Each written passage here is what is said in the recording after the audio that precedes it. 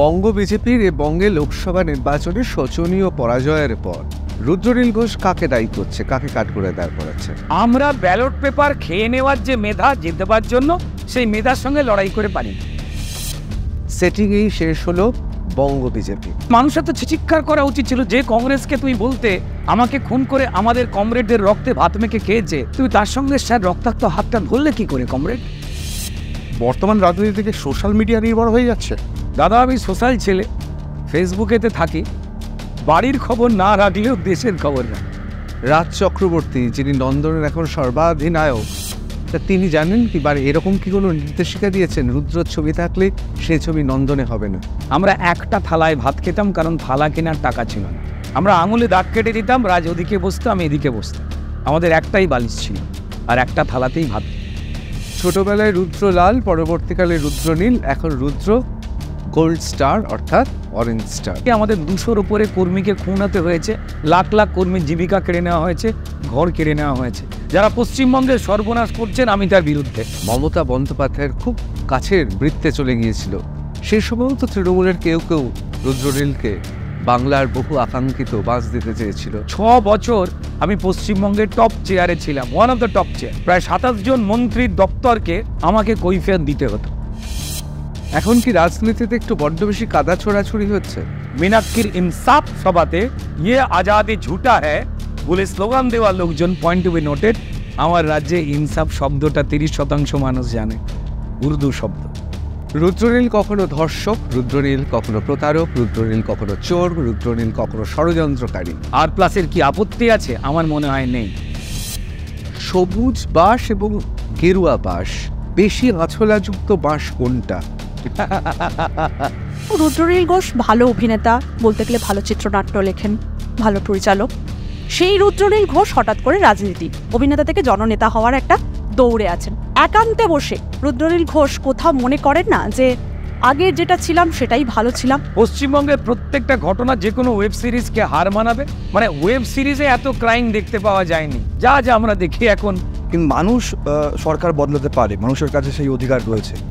নেতারা কতটা দল বদলাতে পারে? আমায় যে 500 বা 1000 টাকাটা দিচ্ছে, আমি ভোটটা তাকেই দিয়ে দিই, তিনি অন্যায় করেননি। তাই আমার জীবন যেমন ছিল তেমন আছে। আগেও আমি ব্যাচেলার ছিলাম, এখনো আছে। Gauridevi Institute of Medical Sciences and Hospital, GT Road, Rajpath, Durgapur. Best place to study. For contact us, call 7797662222, 9775696237. শুরু করছি R+ নিউজ রুম। ইতিমধ্যে আপনারা দেখে ফেলেছেন, অভিনেতা নেতা শুধু জননেতা হওয়া যার বাকি আছে সেই রুদ্রনীল ঘোষ R+ নিউজ রুমে। রুদ্র, স্বাগত। নমস্কার সবাইকে। একদম গৌরচন্দ্রিকা থেকেই শুরু করি। অভিনেতা নেতা হওয়া হয়ে গেল, এবার কি জননেতা হওয়ার চেষ্টা?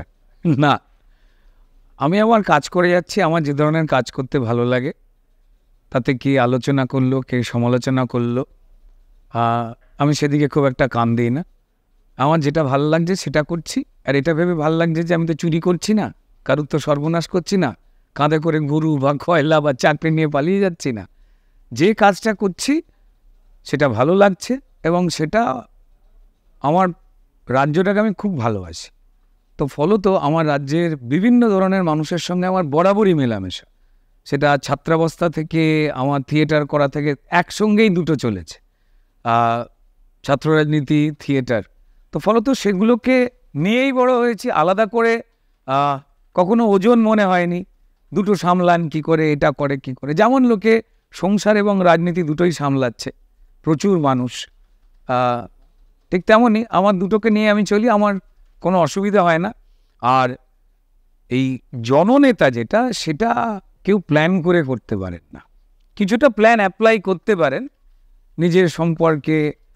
কিছু হয়তো ছেলেপেলেকে বলতে পারেন যে আচ্ছা আমি ওখানে গেলে একটু ফুল ছড়িস, 10 জনকে বলতে পারে যে একটু স্লোগান দিস, মালা দিস। কিন্তু সেটা ওই 10 জনেই আটকে থাকে, সেটা লক্ষ লক্ষ মানুষ হয় না। তাই জননেতা একদম মানুষ বিচার করে ঠিক করেন। ইভেন যিনি তার প্রতিপক্ষের মতামত নিয়েও চলেন, তিনিও মেনে নেন যে হ্যাঁ ইনি আমার উল্টো দিকে, কিন্তু জননেতা। এই ফর্মুলাটা এটা ঈশ্বর আর মানুষ, এর মাঝখানে কেউ গিফট করতে পারে না।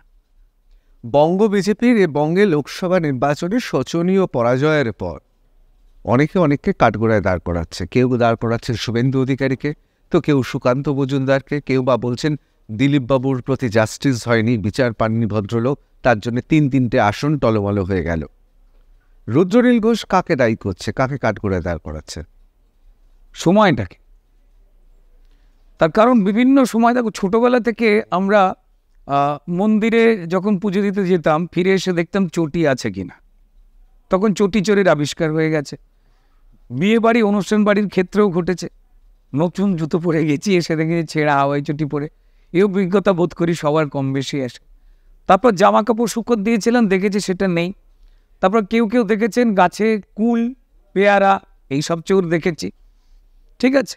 তো তারপর চোর মানেই আমাদের মধ্যে একটা চেহারা ছিল, রোগা চেহারা হবে, গায়ে তেল মাখা থাকবে, যাকে ধরতে গেলে শুরুত করে বেরিয়ে যাবে। তো তারপর সবাই মিলে পাড়ার ছেলেরা হই হই করে তাকে ধরে নিয়ে আসবে, তো এই সমস্ত। তারপর অত্যন্ত মেধার সঙ্গে যেভাবে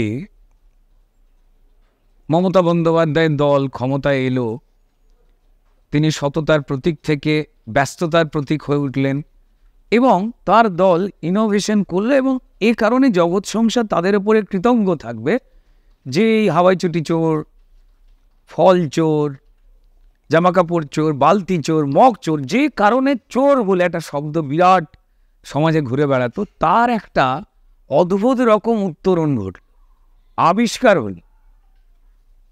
চাল চোর, ডাল চোর, চাকরি চোর, এখন ওবিসি সার্টিফিকেট চোর, এবং ইভেন ব্যালট পেপার খেয়ে নিয়েও যে জেতা যায় এবং তার জেল হয় না, নির্বাচন কমিশন বসে বসে এরকম করে দেখে, ঠিক আছে। তো এই যে অভিনবত্ব, সেই যে চুরি, এটাকে ধরার ক্ষেত্রে আমার নিজের মনে হয়েছে সিপিএম কংগ্রেস তো আত্মবলিদান করে দিয়েছে রেজাল্টে, মানুষ বলছেন, কিন্তু বিজেপির এবার ভোট বেড়েছে। অর্থাৎ এই চোরকে তাড়াবার লক্ষ্যে যে সাহসী ভোটাররা এগিয়ে আসতে পেরেছেন তার সংখ্যা বেড়েছে। তো ফলত আমার নিজের মনে হয়েছে সিটের নিরিখে যাই হোক না কেন, কখনো পর্যন্ত ধস বিরাট খারাপ আমি একদম মনে করি না। এটা মনে হচ্ছে কেন, বারবার সবাই বলেছিল যে বাপন এবার ফার্স্ট ডিভিশন পাবে। বাপনের বাবা বলেনি, মাও বলেনি, বাপনও বলেনি। বাপনের কিছু প্রতিবেশী বলেছিল, যারা এক্সিট পোল নিয়ে নাড়াচাড়া করেন, যারা অত্যন্ত অভিজ্ঞ ইলেকট্রনিক চ্যানেল বা ওয়েব চ্যানেল বা প্রিন্ট মিডিয়া, তারা তো কেউ বদ্ধ উন্মাদ নয়। তারা যে প্রত্যাশার কথাটা বলেছিলেন, তারা মানুষের সঙ্গে কথা বলেই তারা এটা করেছেন। তারা কেউ ঠান্ডা করে বসে থাকেন, রোদ্দুরে নামেন না, মানুষের সঙ্গে মেশেন না, তাদের ক্রিডেন্সিয়াল নিয়ে নিজেদের লোকে যা তা বলবে এই ভেবেই তারা বড় হয়েছেন এমন নয়। তারা একটা প্রত্যাশার সংখ্যা বলেছিলেন। তবে হ্যাঁ, তাদের ধন্যবাদ যে তারা একমাত্র সিপিআইএমের রেজাল্টটা মেনাতে পেরেছে, তাই তাদেরকে কেউ কিছু বলছে না, একটা তো মিলিয়েছে। কিন্তু এই ক্ষেত্রে তারা বিজেপিকে অধিকাংশ ক্ষেত্রেই পশ্চিমবঙ্গের নিরিখে 24 এবং 26-এ দিয়েছিলেন, এবং তৃণমূলকে মানুষের এই যে রাগ, উষ্মা, চুরি জোচ্চুরি এইসব দেখে কথাবার্তা বলে যে মানুষের ভোট দেবার প্রবণতা কি, তারা 13 থেকে 15-16-র মধ্যে অধিকাংশ জায়গায় রেখে দিয়েছিলেন। কিন্তু ফলাফলের ক্ষেত্রে দেখা গেল এমনটা হয়নি। অর্থাৎ একটা এক্স ফ্যাক্টর কিছু কাজ করেছে। সেই ক্ষেত্রে ইলেকশনের রেজাল্ট বেরিয়ে যাওয়ার পরেই বেশ কিছু মানুষ তড়িঘড়ি যে তত্ত্বগুলো নিয়ে আসছেন, আমি তাতে একদম বিশ্বাস করি না। এটার জন্য আর একটু মেধার সঙ্গে, বুদ্ধির সঙ্গে, নিজেদের দলীয় সংগঠনের যদি কোনো দুর্বলতা থাকে সেই দিক, চোর ধরাতে আমি অপটু হওয়াটাও একটা দুর্বলতা। আজকের দিনে গৃহস্থকে এখন ভালো তালা কিনতে হয়, এলাকার থানা পুলিশের ওপর ভরসার থেকেও সে তালার উপর বিশ্বাস রাখছে, সিসিটিভি ক্যামেরা বসাচ্ছে সাধারণ মধ্যবিত্ত মানুষ। তো যাই হোক, যেমন এই রেজাল্টে 18 থেকে 12টা হয়েছে, মানে 6টা কমেছে। 10 নেমে গিয়ে 2টো হয়ে গেছে, 10টা হয়ে গেছে, তার নিচে নেমেছে, এমনটা নয়। আমরাও চিন্তিত, আমাদেরও আলোচনা চলছে, যারা অ্যানালিসিস করেছিলেন, এতগুলো অভিজ্ঞ চ্যানেল, এতগুলো অ্যানালিসিস করা সংস্থা, সুনামের সঙ্গে সংস্থা, তারাও চিন্তিত। ইভেন তৃণমূল নিজেও চিন্তিত। তাই তারা বিরাট বোম ফাটাননি, আনন্দের মেলা বওয়াননি, বাক্যের ফুলঝুরি তৈরি করেননি। ইভেন তারা চুপ করে রয়েছেন, কারণ অধিকাংশ জায়গায় তাদের তাবর নেতারা, যেখানে কোথাও কাউন্সিলর, কোথাও এমএলএ, ভোট কমেছে এবং বিজিত অভিজ্ঞ এমপি, নতুন নয়, অভিজ্ঞ এমপি দক্ষিণ কলকাতার মালাদেবী, তিনি বলছেন যে আমাদের অনেকের কাছেই এই রেজাল্টটা এতটা ভালো হবে আমরা আশা করিনি। তাহলে এমন একটা কিছু হয়েছে যেটা কিছু অত্যুৎসাহী সমর্থক বা বিরুদ্ধের রাজনৈতিক দলের কিছু অত্যুৎসাহী লোকজন আছে, থাকেই সবসময়, চিরকাল ছিল, আছে, তারা থাকবেনি যে কোনো রাজনৈতিক দলে। তারা নিজের বুকের কথা ফেসের বুকে গিয়ে লিখে ফেলছেন এবং তাতে মনে হচ্ছে এই বুঝি আজ বুঝি কাল যুদ্ধ হলো। আসলে আমার নিজের মনে হয় যে অ্যানালিসিস অবশ্যই দরকার। চোর ধরতে না পারা, আমি দারুণ ছুটতে পারি, আমি দারুণ ম্যারাথন প্র্যাকটিস করেছি, আমি রোজ খেটেছি, কিন্তু আমি জানি না যে আমার প্রতিপক্ষ, আমার পাশে যে প্রতিযোগিতার জন্য যে দৌড়বিদকে রেখেছেন, আমি এটা জানি যে আমি জিতবো, কিন্তু সে যে কোত্থেকে একটা পাগলা কুকুর জড়ো করে ভাড়া করে তাকে রুটি দিয়ে ম্যারাথনে যেই আমি এগোবো, তার পাশে গাছের পাশে লুকিয়ে রেখে দিয়েছি আমি তো জানি না। একটু এগোলেই আমি এগিয়ে যাব, ঝাউ ঝাউ করে কুকুর আমার পেছনে তাড়া করলো, আমি দিগ্ভ্রান্ত হলাম, সে আস্তে আস্তে আস্তে গিয়ে ফার্স্ট হয়ে গেল। এটাকেও আজকের দিনে কিন্তু উড়িয়ে দেবার নয়। ভালোবাসা এবং যুদ্ধের ক্ষেত্রে যে কোনো বাঁকাটারা রাস্তাকেই কিন্তু ফলাফল যখন কাউন্ট হয় তখন কিন্তু বাদ দেওয়া হয় না। যদি তাই হতো তাহলে ব্যালট পেপার যিনি খেয়ে ফেলে তৃণমূলকে জেতাবার নতুন আরও চুরির উদ্ভাবনী শক্তির বহিঃপ্রকাশ দেখিয়েছেন তৃণমূলের, তিনি তাহলে জেলে থাকতেন এতক্ষণে। সো আমার নিজের মনে হয়েছে ভারতীয় জনতা পার্টি এখানে কেউ রাজ্যে বা কেন্দ্রে যে কোনো সিদ্ধান্তে, সেটা ক্যান্ডিডেট সিলেকশন থেকে শুরু করে সাংগঠনিক জায়গায় কে কোথায় কোন দায়িত্বে থাকবেন, এটা একা কেউ সিদ্ধান্ত নেন না।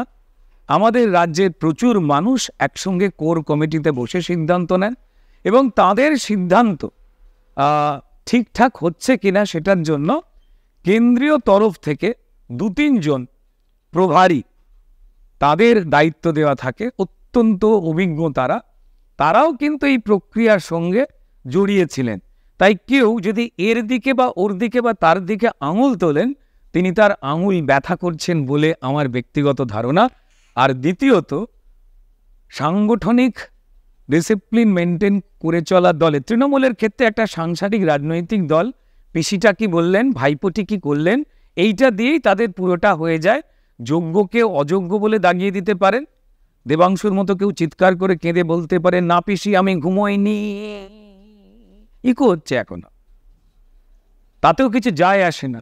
যোগ্য অযোগ্য হয়ে যেতে পারে, আবার অত্যন্ত অযোগ্য তাদের যে কোনো কারোর ইচ্ছায় যোগ্য হয়ে যেতে পারে। এই বিষয়ে যিনি কথা বলবেন, যিনি সত্যি নিয়ে আলোচনা করবেন, কালকে থেকে তার চেয়ার নেই, চেয়ারের বদলে মাদুর। তো এমনটা তো নয়, আমাদের এখানে প্রত্যেকেরই দায়িত্ব রয়েছে।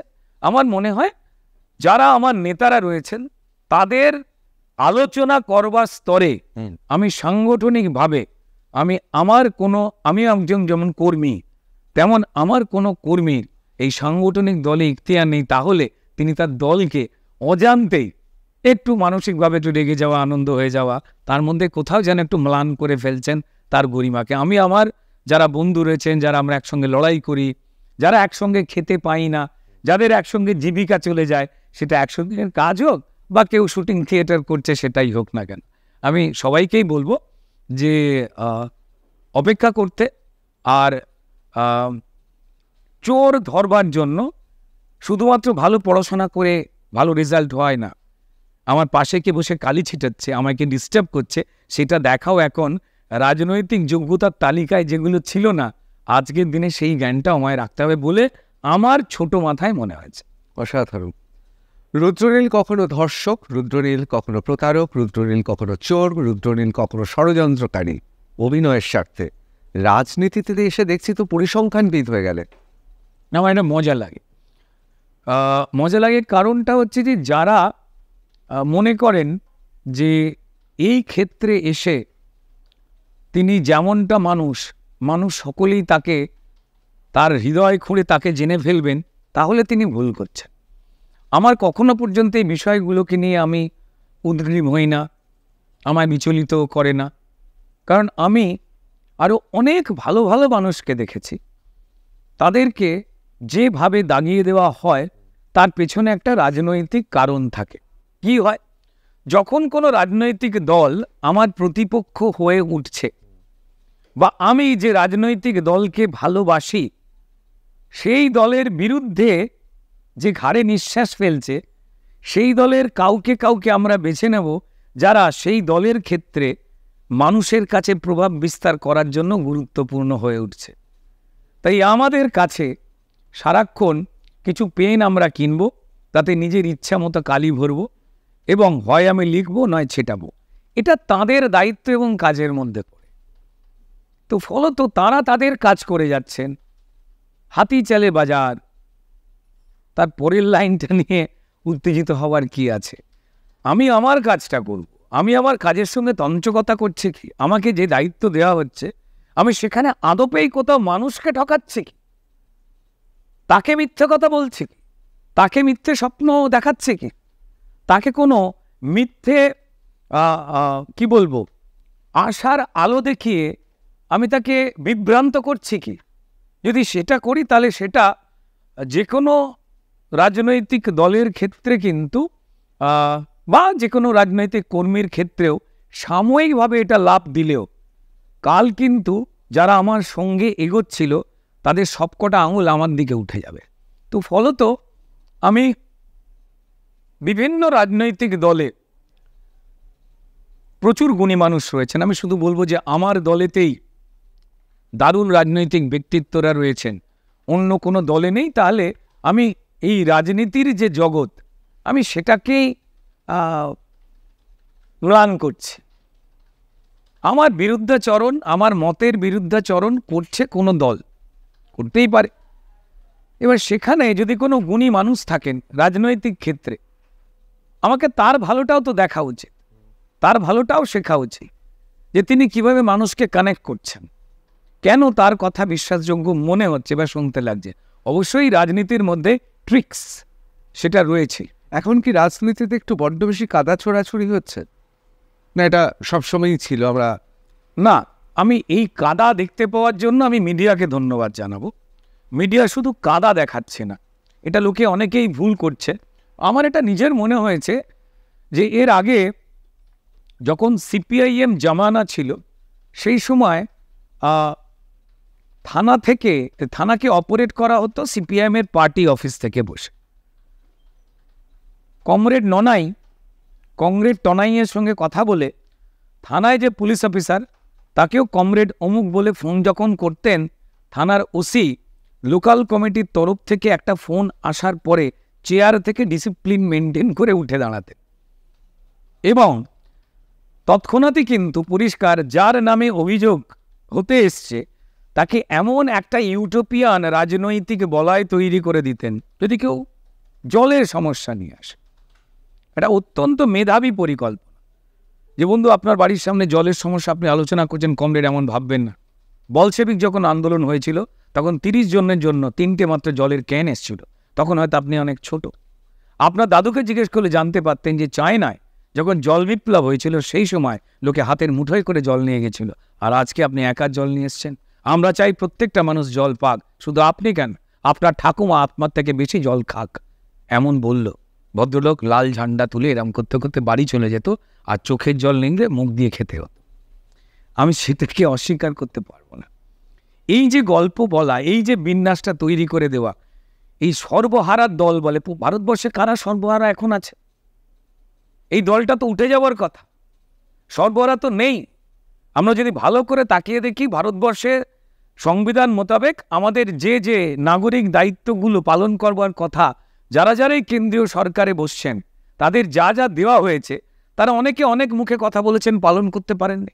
কিন্তু নরেন্দ্র মোদীর শাসনকালে তার নেতৃত্বে যখন কেন্দ্র সরকার চলেছে তখন ন্যূনতম নাগরিক অধিকার যে যে প্রত্যন্ত অঞ্চলের মানুষগুলো, সব জায়গায় হয়নি কিন্তু মেজর জায়গাতেই হয়ে গেছে, যে মানুষের গরিবের জন্য বাড়ি, 100 দিনের কাজ, তার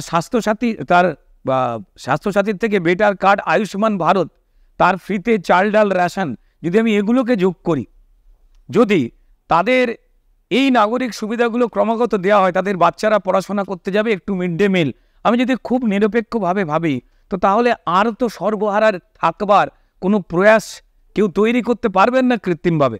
অবশ্যই পুরোটা করা সম্ভব নয়, কিন্তু যে প্রক্রিয়ায় চলছে, যেভাবে সর্বহারা বলে যে কথাটা বামপন্থীরা তৈরি করে দারুণ সুন্দর দেখতে লাগে, বিশেষ করে আমাদের শহরের যারা কোনো কিছু হারাই নয়, তার এই সর্বহারাদের মিছিলে যাচ্ছেই বলে একটা বিরাট বিপ্লব করতেন, তারাও কিন্তু এখন দেশপ্রেম করছেন। মীনাক্ষীর ইনসাফ সভাতে ইয়ে আজাদি ঝুটা হ্যায় বলে স্লোগান দেওয়া লোকজন, পয়েন্ট টু বি নোটেড, আমার রাজ্যে ইনসাফ শব্দটা 30% মানুষ জানে। এটা বাংলা শব্দ নয়, হিন্দি শব্দ নয়, ইংরাজি শব্দ নয়, উর্দু শব্দ। ন্যায় কেউ চায়নি, ইনসাফ চেয়েছে ওই 30% ভোটের জন্য। যাই হোক, সেই সভাতে পথ করে দেখেছিলাম কাস্তে হাতুড়ির পাশে সবাইকে চমকে দিয়ে ভারতবর্ষের পতাকা উড়ছে। যে দল ভারতবর্ষের জন্য আন্দোলন করে মারা যাওয়া কোনো বিপ্লবীকে কোনোদিন সম্মান দেননি, যারা 15ই আগস্টে স্বাধীনতা দিবসের পতাকা তোলবার বিরুদ্ধাচরণ করে গেছে, তারা কিন্তু আর সর্বহারা চীন, ভিয়েতনাম, কিউবার গল্প বলছে না, কারণ ওই দেশগুলো আসলে কেমন আছে সেটা ইউটিউবে আমরা জেনে যাচ্ছি। তো তারাও তাদের সিলেবাস পাল্টাচ্ছে, সবাইকেই পাল্টাতে হচ্ছে।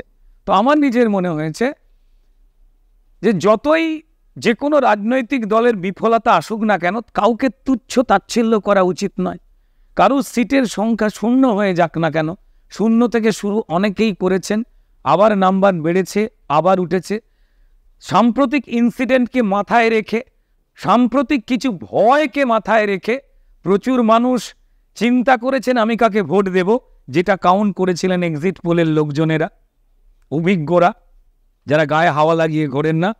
কিন্তু এমন ঘটনা ঘটেছে, এমন ভয় বা চিন্তায় আমাদের পশ্চিমবঙ্গের মায়েরা বোনেরা পড়েছে, তারা কিন্তু থাক বাবা, আমায় যে 500 বা 1000 টাকাটা দিচ্ছে, আমি ভোটটা তাকেই দিয়ে দিই, তিনি অন্যায় করেননি। কারণ বিকল্প রোজগারের জায়গা, বিকল্প খাবারের জায়গা, বিকল্প জীবিকার জায়গা আমাদের পশ্চিমবঙ্গ চালানো যে রাজ্য সরকার, তারা অত্যন্ত যোগ্যতার সঙ্গে নিজেদের ব্যর্থতা প্রমাণ করেছে।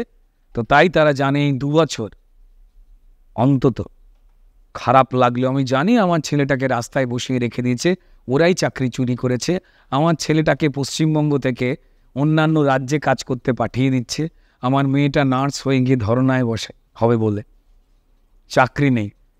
কিন্তু ওই 2021-এর আগে 500 করে যে টনিকটা এই কর্মহীন পশ্চিমবঙ্গে, নিরাপত্তাহীন, যেখানে পুলিশ প্রশাসন যার নামে অভিযোগ তাকে স্যালুট ঠোকে, আর যারা অভিযোগ করে তাদের বিরুদ্ধে তদন্ত, মামলা, কেস দেওয়া, ইভেন সংবাদ মাধ্যমকে, সেখানে আমার মনে হয় তারা ওই 1000 টাকাটি নিয়ে যদি ভোট দেন, আমি তাকে খারাপ বলতে পারি না। যারা বলছেন তারা ভুল করছেন, কারণ আমরা কেউই তার কাছে, আমার এই মা বোনের কাছে বিকল্প রোজগারের জায়গাটি দিতে পারিনি। খুব সোজা উদাহরণ দিতে গেলে, একদম বন্ধু হিসেবে আমিও নিউজ মিডিয়ামে কাজ করতাম, দীর্ঘদিন কাজ করে, জীবনটা শুরুই তো তাই। একদম আমার এখানে যারা দাঁড়িয়ে রয়েছেন, আমার নিউজ যে কোনো রুমে যে কোনো জায়গায় গেলে মনে হয় আমি আবার আমার কোনো পুরনো অফিসে এসে গেছি। তো আমি শুধু এইটুকুই বলবো যে শাসকের অন্যায়ের বিরুদ্ধে পশ্চিমবঙ্গ গর্জন করেছিল, ভারতবর্ষকে রাস্তা দেখিয়েছিল অবিভক্ত বাংলা, আজকে থেকে নয়।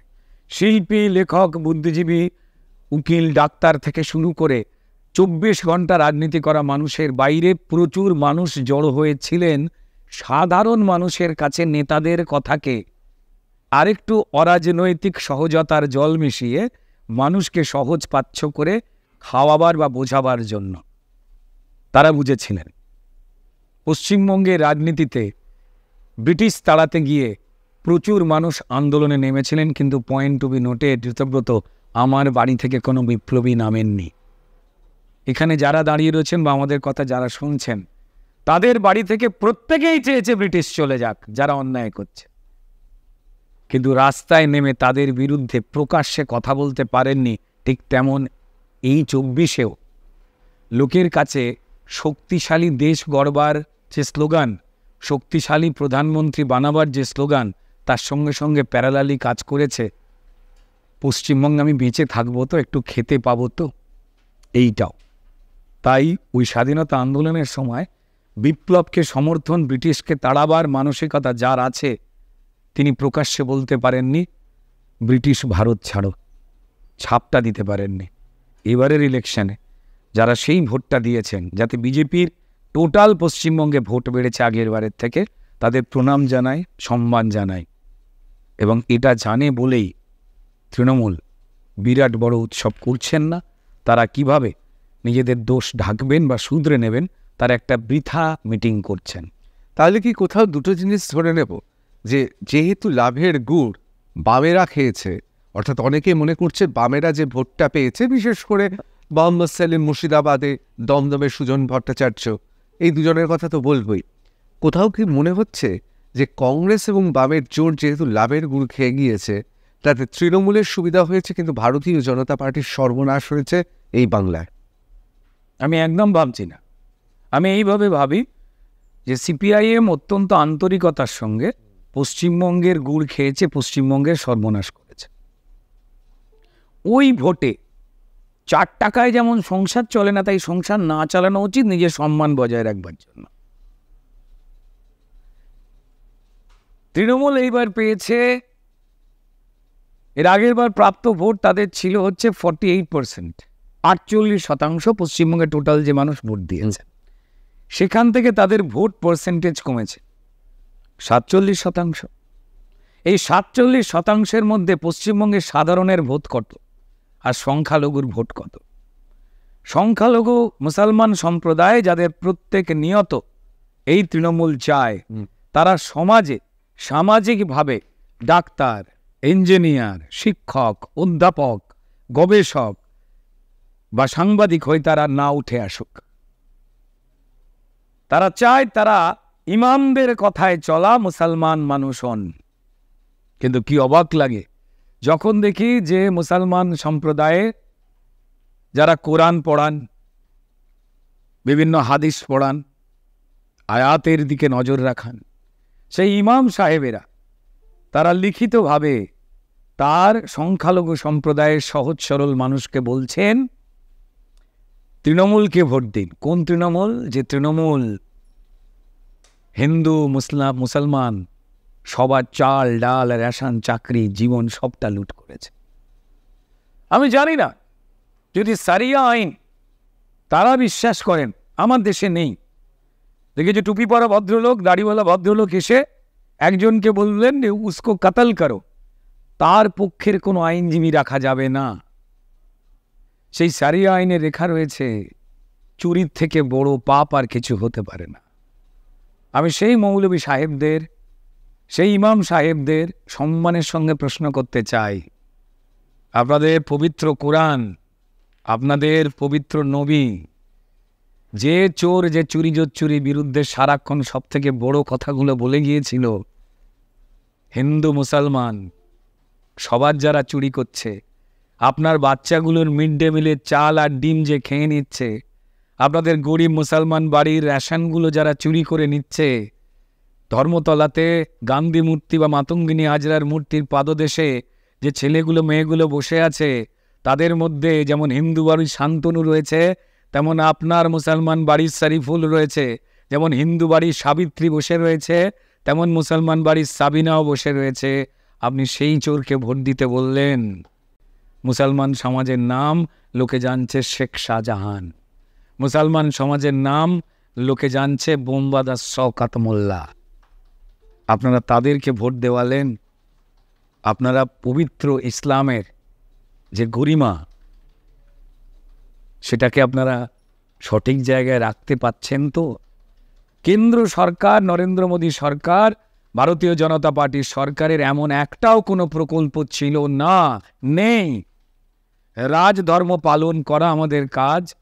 আমাদের একটাও প্রকল্পের মধ্যে কেউ দেখাতে পারবেন না যে কোনো প্রকল্পে কোনো সম্প্রদায় বাদ রয়েছে বা পার্টিকুলার কোনো সম্প্রদায়ের জন্য বিশেষ কোনো প্রকল্প।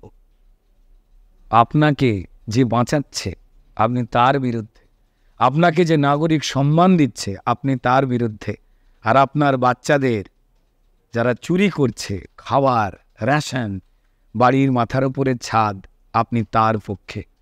আমি জানি না আপনি বা আপনারা ইসলামকে আসলে কতটা সম্মান করতে চান, আমার তার বাইরে এনাদের কিছু বলার নেই। তাহলে 30% মুসলমান সম্প্রদায়ের ভোট এবং মাত্র 17% সাধারণ পশ্চিমবঙ্গবাসীর ভোট, মাত্র সাধারণ, তা দিয়ে তৃণমূল এগিয়েছে বা এগোচ্ছে বা এগিয়ে রয়েছে। আর পশ্চিমবঙ্গের সাধারণ মানুষের 38% যে ভোটটা ছিল সেটা আজকে বেড়েছে। তাহলে আমাদের কাছে সাধারণের ভোট রয়েছে 38%-এর ওপর, আর তৃণমূলের কাছে সাধারণের ভোট রয়েছে মাত্র 17%। মানুষ কাকে বিশ্বাস করছেন? সাধারণ মানুষ, সেটা স্পষ্ট। রুদ্রকে ছোটবেলায় অঙ্কে এতটাই ভালো ছিল, মানে এইভাবে পরিসংখ্যান নিয়ে খেলা করা, নাকি এটা নেতা রুদ্রর জীবনের নতুন একটা সংযোজন? অঙ্ক আমার চিরকাল ভাল লাগে না, চিরকালই ভাল লাগে না। এবার অঙ্ক কথাটা তো অনেক রকম মানে হয়, অনেক মানেই হয়। কোন অঙ্কে তুই এটা বলছিস, মানে কোন হিসাব বা কোন যুক্তি? আমি যদি সেই যুক্তির জায়গায় যাই তো অঙ্ক আমার বরাবর ভালো লাগতো না। আমি মাধ্যমিকে যখন ফার্স্ট ডিভিশন পাই তখন সঙ্গে সঙ্গে এরকম করে অঙ্কে কত পেয়েছে দেখি, আমি দারুণ গর্বিত হয়েছিলাম। অঙ্কে পেয়েছিলাম আমি 34। যদি এটা 60-এর ওপর হতো নিজেই লজ্জা পেতাম, আমার ভালো লাগে না। কিন্তু আমায় পশ্চিমবঙ্গের যে চিত্র বা যে চরিত্র, ভয় পেয়ে যারা ভোট দিতে পাচ্ছেন না, যে কোনো মানুষ, তিনি গ্রামেও থাকতে পারেন, শহরেও। শহরে আমাদের অনেক কথা বলবার অনেক সুবিধা আছে। শহরে বসে আমরা অনেক বড় বড় কথা বলে দিতে পারি, যে যে রাজনৈতিক দলের সমর্থক হই না কেন বা বিরুদ্ধাচারণ করি না কেন। গ্রামে একটা কথা আছে, উপর মে ভগবান, গাঁও মে প্রধান, আর থানে মে পেহলওয়ান। অর্থাৎ একটা যোদ্ধার একটা পুলিশ, আর একটা পঞ্চায়েতের প্রধান, আর উপরে ঈশ্বর। এই তিনজনের ওপর গ্রামের মানুষের জীবন এবং জীবিকা নির্বাহ করে। আর তৃণমূল সেই অঙ্কটা কষছে যে অঙ্কে এই মানুষগুলো ভয় পেয়ে বা বাধ্য হয়ে তাদের ভোট দিতে বাধ্য হন। ফার্স্ট ওভার মধ্যে তো কোনো অপরাধ, অনেকে বলে রুদ্র তো এসব অঙ্কে চিরকালই পারদর্শী। না, একদমই তো নয়। যারা বলেন তারা যেভাবে অঙ্ক কষতে চেয়েছিলেন, দেখা গেছে কোনো কারণে, মানে তিনি টুকে ফার্স্ট হতে চেয়েছিলেন আর আমি বই পড়ে ফার্স্ট হয়ে গেছি, সে ভাবছে যে আমি বিরাট টুকেছি। তা নয়। কোথাও মনে হচ্ছে ঈশ্বর যা করেন ভালোর জন্যই করে, অর্থাৎ স্টার ক্যাম্পেনার হওয়াটাই ভালো হয়েছে। এবার যদি প্রার্থী হয়ে লোকসভায় দাঁড়াতে হতো তাহলে এই হাল হতো না। আমার একদম মনে হয়নি এটা, একদম মনে হয়নি। আমার নিজের মনে হয়েছে যে আমাকে এত তাবর তাবর নামের মাঝখানে স্টার ক্যাম্পেনের হিসেবে আমার নাম দেখা, মানুষ যেটা দেখেছেন সেটাতে আমার নিজের বিস্ময় তো ডেফিনেটলি লেগেছে যে আমাকে এতটা কি বলবো, গুরুত্বপূর্ণ কাজের দায়িত্ব দিতে চাইছে দল, বিশ্বাস করতে চাইছে দল, এবং কেন্দ্রীয় দল থেকে এই সিদ্ধান্ত হয়ে আসে। প্রত্যেকটা রাজ্যে কে কেমন কাজ করছে। আমাকে 2021-এ আমি চেয়েছিলাম যে যদি আমায় টিকিট দেয়, আমি কোথাও বায়না করিনি, কন্ডিশন দিইনি, আমার কোনো আবদার ছিল না যে আমাকে টিকিট দিতেই হবে, তা আমি অমুক দলে জয়েন করব। যখন জানতে পারলাম যে 2021-এ আমাকে টিকিট দেওয়ার কথা তারা ভাবছেন, দল ভাবছেন, আমি কোনো একজন রাষ্ট্রীয় নেতাকে বলেছিলাম যে আমি শুনতে পাচ্ছি নাকি আমাকে টিকিট দেওয়া হতে পারে। আমি যে মাটিটাকে চিনি, জানি, যে এলাকার অলিগলিগুলো আমাকে ডাক নামে জানে, নিক নেম, ভয়ঙ্কর সুইটনেস লুকিয়ে থাকে তার মধ্যে, আর ভয়ঙ্কর বিশ্বাস লুকিয়ে থাকে। তখন তো রুদ্র থেকে রুদ্রনীল ঘোষ আমি হইনি, মানুষ তো আমায় বানাননি, আমি তো আমার ইচ্ছে হব না, কাল মানুষ আমি ফেলে দিতে পারে। আমি যে কাজই করি না কেন, আমি যদি ফাঁকি মারি মানুষ দেখতে পান, তারা ছুঁড়ে ফেলে দেবেন। কোনো অ্যাডিসিভ দিয়ে আমায় জুড়ে রেখে দিতে আমি পারবো না। তো আমি বলেছিলাম যে হাওড়া কোনো জায়গা হলে আমার ভালো হয়, হাওড়া শিবপুর। কিন্তু তারা মনে করেছিলেন যে আমার লড়াই করবার বা যে কড়া কথা বলবার যে ধরন, যে কারণে ব্যক্তিগত জীবনে আমায় বারবার বিভিন্ন বিপদের মধ্যে পড়তে হচ্ছে, বিভিন্ন রকমের কাঁচা অপবাদ শুনতে হচ্ছে, আগামী দিনেও হতে পারে। তো হয়তো সেই কারণটার দিক, সেই স্পিরিটটাকে দেখে তারা ভবানীপুরের মতো সব থেকে কঠিন জায়গা, মমতা বন্দ্যোপাধ্যায় লড়েননি, কিন্তু লড়েছেন তো মমতা বন্দ্যোপাধ্যায়। ছদ্মনাম ছিল শোভনদেব চট্টোপাধ্যায়, ভালো মানুষ, আমি তার নামে কোনো কুকথা বলবো না কোনো দিন। তো লড়াইটা তো তাঁর ছিল না। ভবানীপুরে তৃণমূল হেরে যাবে এই অবস্থা তৈরি হয়েছিল, তাই মমতা বন্দ্যোপাধ্যায় নন্দীগ্রামে শিফট করিয়েছিলেন নিজেকে। এবং সাংগঠনিক দুর্বলতার কথা আমি অস্বীকার করতে পারবো না। এবং সাংগঠনিক দুর্বলতার কারণ হচ্ছে ভবানীপুরে যেমন 10 ফুট অন্তর অন্তর তৃণমূলের তাবর নেতা চাষ হয়, ঠিক তেমন 5 ফুট অন্তর অন্তর তৃণমূল টবে করে ক্রিমিনাল চাষ করে, যেমন বারান্দায় ঝুলিয়ে রেখে দেয়, ঠিক তেমন ভবানীপুরে রয়েছে। তাই সেই ক্ষেত্রে সংগঠন সেই সময় জোরদার হবার অবকাশই খুঁজে পায়নি। কারণ দেখুন, আমরা যে যাই বলি না কেন, এই যে যত দলেরই যত বড় বড় মিছিল হয়, সেখানে নিম্নবিত্ত এবং নিম্ন মধ্যবিত্ত এবং মধ্যবিত্ত, এই তিনটে সংখ্যার মানুষের অনুপাত সব থেকে বেশি হয়। কারণ তারা চান যে দিন বদলাক সব থেকে বেশি। যারা উচ্চবিত্ত, তিনি যে কোনো রাজনৈতিক দলে থাকতে পারেন, সময় না পাল্টালেও, সরকার না পাল্টালেও তিনি সারভাইভ করে যেতে পারবেন, বেঁচে থাকতে পারবেন ডাল ভাত ব্র্যাকেটে বিরিয়ানি পোলাও এটা খেয়ে। কিন্তু ওই যে মানুষগুলো হাঁটছে, তারা জানেন যদি একটুখানি এই ট্যাক্সটা কমে, ওইটার দাম কমে, যদি এই মাইনেটা বাড়ে, যদি এতজনের চাকরি হয়, যদি পুলিশ চোরকে ভালো করে ধরে, তাহলে আমি একটু ভালো থাকবো। তাদের প্রত্যাশা বিরাট নয়, একটু জল, একটু রাস্তা, একটা চাকরি, একটু শান্তি, বিরাট কোনো চাহিদা নয়। আমি ছোটবেলা থেকে এই মানুষগুলোর সঙ্গে মিছিলে হেঁটে কথা বলতে বলতে গিয়ে আমি দেখেছি, সবাই চায় খুব ছোট্ট জিনিস। এবার যারা এই মিছিলে হাঁটে, তাদের উপর থ্রেট ছিল, তারা বিজেপি করলে তারা কেউ বাজার বেচেন, আলু নিয়ে বসেন, সবজি নিয়ে বসেন, কারো চাউচাউয়ের দোকান, কি ছোট্ট একটা পাড়াতে মুদিখানার দোকান ভেঙে তছনছ করে দেওয়া হয়েছে। হরিপ্রসাদ চৌরাশিয়া দারুণ বাঁশি বাজান, দারুণ সুর, এ সবাই জানে, সারা পৃথিবী এখনো ভাবে ওনার বাঁশি রোজ বাজছে যখন ভালো কোনো কিছু কানে শুনতে চাইল। কিন্তু হরিপ্রসাদ চৌরাশিয়ার যদি পেট খালি থাকে, তিনি কি ফু দিতে পারবেন বাঁশিতে? সেই সুরটা আর বেরোবে না। তৃণমূল নিদারুণভাবে অত্যন্ত মেধার সঙ্গে এই হিংসার পরিকল্পনাটা তৈরি করেছে, ভাত কেড়ে নাও।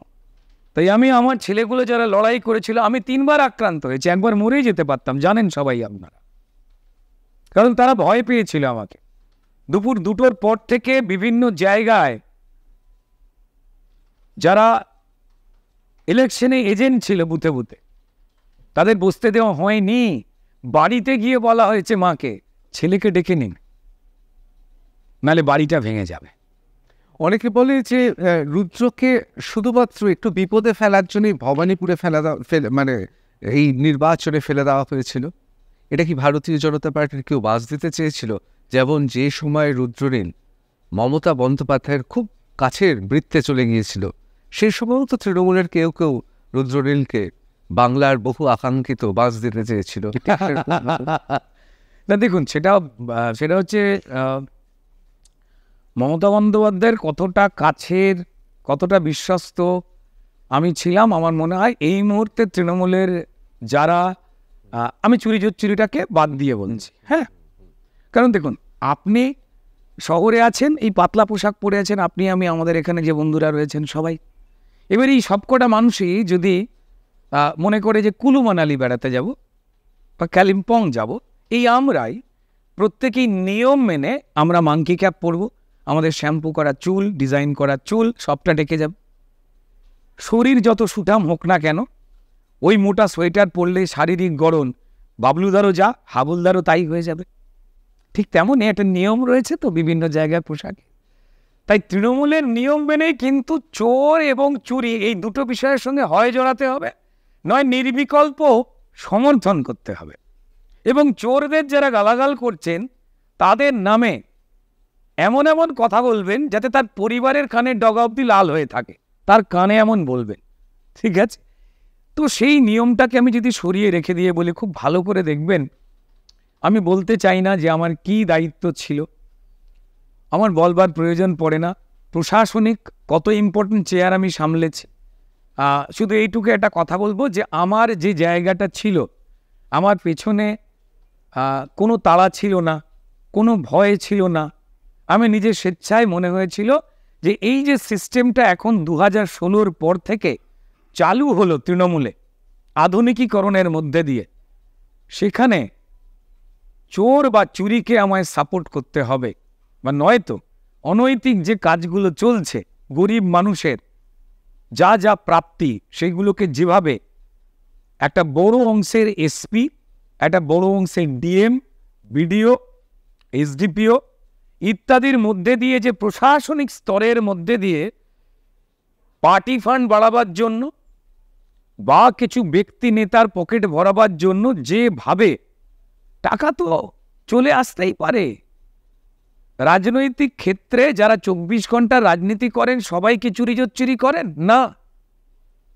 কিন্তু তা সত্ত্বেও তাদের সংসার তাহলে চলে কি করে? চলে আসে, কেউ না কেউ দিয়ে দেয়, দাদা তুমি খাটছো, একটু এটা রেখে দাও, এটা চলে আসে। সে যদি 10টা মানুষের কাজ করে তাকে দিয়ে দেন। আবার কিছু লোক ভয় দেখিয়ে তোলেন, এই বিল্ডিং ভেঙে দেবো, দোকান তুলে দেবো। তা আলাদা আলাদা বেশ কিছু মানুষ থাকেন। তো যাই হোক, যে আমি ক্ষমতা কথাটা বলাকে না একটু এই শব্দটার মধ্যে কোথাও একটা নেগেটিভ অহংবোধ থাকে। আমি যে দায়িত্ব আমায় পালন করতে হতো সেই দায়িত্বটা আমি আমার স্টেটের, আমার এই পশ্চিমবঙ্গের মানুষগুলোকে ভালোবাসি, আমি আমার স্টেটটাকে ভালোবাসি, তাই আমি মন দিয়ে সেই দায়িত্ব পালন করেছি। এবং সেই দায়িত্ব পালনের ক্ষমতাটা এত মারাত্মক ছিল যে ক্ষমতাটার দিকে আমি কোনোদিনই তাকাতে চাইনি। আমি শুধু দায়িত্ব পালন করে গেছি বলে এখনো পর্যন্ত তৃণমূলের যারা বড় বড় নেতামন্ত্রী রয়েছেন তারা খুব সযত্নে আমার নামে কেউ গালাগাল করাতে চাইলেও তারা করেন না। যদি খুব ভালো করে যারা মানুষ রয়েছেন তারা হয়তো জানেন বা বুঝতে পারেন। আমার কাজ আমার রাজ্যটাকে ভালোবাসা। আমি এত বিরাট বড় করে দেশের রাজনীতি অনেস্টলি বলছি আমি এতটা বোঝবার সময় পাইনি। রোজ এই ছটফটে রাজনৈতিক অবস্থার পশ্চিমবঙ্গে রোজ যা যা ঘটনা ঘটছে, মানে ওয়েব সিরিজে এত ক্রাইম দেখতে পাওয়া যায়নি। যা যা আমরা দেখে এখন লোম খাড়া হয়ে গিয়েছিল। পশ্চিমবঙ্গের প্রত্যেকটা ঘটনা যে কোনো ওয়েব সিরিজকে হার মানাবে। যা যা নেগেটিভ যে ঘটনাগুলো চলে, চাপড়াতে একজন সংখ্যালঘু সম্প্রদায়ের ভাই, সে তৃণমূলের অন্যায় চুরি দুর্নীতি দেখে সে বিজেপিতে যোগদান করেছিল নদিয়ার। তৃণমূল তাকে গুলি করে মারল, তাতে তাদের শান্তি হলো না। বাড়ির উঠোনে বসে তার গলাটাকে কাটলো, মুন্ডুটা নিয়ে চলে গেল। আমি তার বাবাকে দেখেছিলাম, ব্লার করে দেখাচ্ছিলেন মিডিয়া, আপনারা বডিটা পড়ে রয়েছে। বাবা দু হাত তোলে তাদের আরাধ্য আল্লাহকে ডাকছে ছলছলে চোখে, আর তাদেরই দলের ইমামরা বলছেন তৃণমূলকে ভোট দিন। কষ্ট লাগে। তো যাই হোক, যদি কেউ ঈর্ষান্বিত হন তিনি তার মতো করে সময় নষ্ট করছেন। আমি মনে করি প্রত্যেকটা মানুষের নিজস্বতা আলাদা আলাদা করে রয়েছে। তিনি যদি তার নিজের মধ্যে অল্প বা বেশি থাকা গুণটাকে যদি সম্মান করে সেই দায়িত্ব পালন করেন, তাকে টুকলি করে পরীক্ষায় ফার্স্ট বা সেকেন্ড হতে হবে না, মানুষই তাকে এগিয়ে দেবে। এবার তাই তৃণমূলের কথা থেকে অনেক আগে তৃণমূলের সঙ্গে সম্পর্ক আমার শেষ হয়েছে 2017 শেষ, 18 শুরুতে যদি সঠিকভাবে বলা যায়। 2019-এ বিজেপির ফলাফল ভালো হলো বলে নয়। আমি সেই সময় পরিষ্কার বলেছিলাম এই চুরির জায়গাগুলো বন্ধ করুন, না হলে মানুষ আপনাদের থেকে মুখ ফেরাবে। 2019-এর রেজাল্টে দেখে নেবেন। আমি যখন 2019-এ আমাকে কোনো তৃণমূলের সভায় দেখতে পাওয়া যায়নি, তখন পশ্চিমবঙ্গের বড় বড় মিডিয়ারা সেটা নিয়ে খবর করেছে। এখনো পর্যন্ত আমি যে যে দায়িত্বে ছিলাম সেই চেয়ারের জায়গাটা এখনো ফাঁকা। এটা তো কৃতিত্ব রুদ্র। কিন্তু রুদ্র, আমার এটা অনেক দিনের ইচ্ছে যে এই প্রশ্নটা আমার জিজ্ঞেস করতেই হবে, সবুজ বাস এবং গেরুয়া বাস দুটোর মধ্যে মানে কোনটা বেশি, মানে রাম হয় না যে পাঠার যেমন রাম পাঠা হয়, মানে বেশি আছলাযুক্ত বাস কোনটা, সবুজ বাস না গেরুয়া বাস? রাম কথাটা কাউন্টিংয়ের সময় আমাদের আগে চলে আসে, রাম 2, 3 বলা হয়, রামপাটা যেমন বলা হয়, রামদা বলা হয় সাইজে বড়োর জন্য, বৃহৎ কোনো কিছু। তাহলে রামবাস কোনটা? আমার মনে হয় না কোনোটাই। আমার এই মুহূর্তে আমার রাজ্য বা দেশের মানুষকে ভালো রাখবার জন্য আমি যে দিকটা দেখতে পাচ্ছি স্পষ্ট, কারণ আমরা যত বড় হই, যত এগোই, ততই কিন্তু আস্তে আস্তে আমাদের চোখ খুলতে শুরু করে। বয়সের সঙ্গে সঙ্গে স্পষ্ট দেখা যায়, একদম সাদাকে সাদা কালোকে কালো, পরিষ্কার আমরা বুঝতে পারি কোনটা। একটা সার্টেন বয়সের পর সেটা অভ্যাস হিসেবে পরিগণিত হয়। প্রচুর আমি সিনিয়র মানুষকে দেখেছি যারা কংগ্রেসের পথ চলা নিয়ে তুলোধনা করেন, আমাদের জেঠু দাদুর বয়সী যারা, কিন্তু তারপরেও বলেন ভোটটা আমি কংগ্রেসকেই দেব। তারা এখনো বিশ্বাস করেন কংগ্রেস মানে গান্ধীজির দল।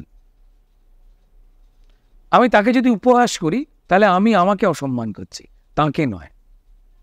কিছু বিশ্বাস নিয়ে কেউ বাঁচছেন, বাঁচুন না, অসুবিধে তো না। তিনি তো সামাজিক ক্ষতিতে অংশগ্রহণ করছেন না, জানতে পাওয়া জানতে। আমি এইটুকু বলতে পারি যে তৃণমূল, সবাই তৃণমূলকে জিজ্ঞাসা করলে, আমি তৃণমূলের একটা সময় আমি সেই পার্টিতে বলেছিলাম যে আমাদের শিক্ষানীতি, শিল্পনীতি, স্বাস্থ্যনীতি এগুলো তৈরি করতে হবে। কাকে বলেছিলাম বাদ দিন, তিনি বলেছিলেন ও হয়ে যাবে, হয়ে যাবে, হয়ে যাবে, ও ঠিক সময় আসবে, করে নেব। কিন্তু সেটা করা হয়নি। আপনার আদর্শ কি? মমতা বন্দ্যোপাধ্যায়। মমতা বন্দ্যোপাধ্যায়ের আদর্শ কি? মমতা বন্দ্যোপাধ্যায়। এটা হচ্ছে উত্তর। এটা হতে পারে না। এটা কোনো সাংসারিক দল বা পারিবারিক দল বা কোনো ব্যক্তি নির্ভর অঙ্কে থেমে যায়। কিন্তু আমি যদি রাষ্ট্র গড়বার কোনো রকম গণতান্ত্রিক পদ্ধতির কোনো দলে আমি থাকি বা সেই দলকে নিয়ে এগোবার কথা ভাবি, আমার রাষ্ট্র কোনো নীতিই নেই, আমার শিক্ষানীতি নেই, আমার বিদেশ নীতি নেই, আমার শিল্পনীতি নেই, আমার অর্থনীতি নেই। Gauridevi Institute of Medical Sciences and Hospital, GT Road, Rajpath, Durgapur. Best place to study. For contact us, call 7797662222, 9775696237. প্রথমে সিপিএম, তারপরে তৃণমূল কংগ্রেস, এখন বিজেপি। মোটামুটি দেখতে গেলে সব দলই ঘোরা হয়ে গেছে রুদ্রনীল ঘোষের। তারপরেও সাংসদ এবং বিধায়ক কোনোটাই তো হওয়া হলো না। তো রুদ্রনীল ঘোষের আগামী পদক্ষেপ কি? এরম ভাবে ছোটখাটো পদ নিয়ে কি থেকে যাবে রুদ্রনীল ঘোষ, নাকি নতুন কোনো দল তৈরি করবে? বলছি, এই কথাটা শুনে বাঙালি খুব আনন্দিত হয়েছে, কারণ ঠিক বাঙালিকে যা যা বলার দরকার আমার মাধ্যমে সবাইকে বলে দিয়েছে। তার আগে আর একটা, যেটা আমি করিনি, ছোটবেলায় বাঙালি করেছে কংগ্রেস। তিনি কংগ্রেসকে করেছেন রাজনৈতিকভাবে সমর্থন, তারপর সিপিএমকে করেছেন, ভোট দিয়েছেন, তার পক্ষে ছিলেন, তারপর তৃণমূল, তারপর অর্ধেকের বেশি অংশ পশ্চিমবঙ্গের এখন গেরুয়া। এই প্রবণতাটা কিসের? এই প্রবণতাটা আমি বিশ্বাস করলাম তোমার উপরে, তোমার কথা শুনে।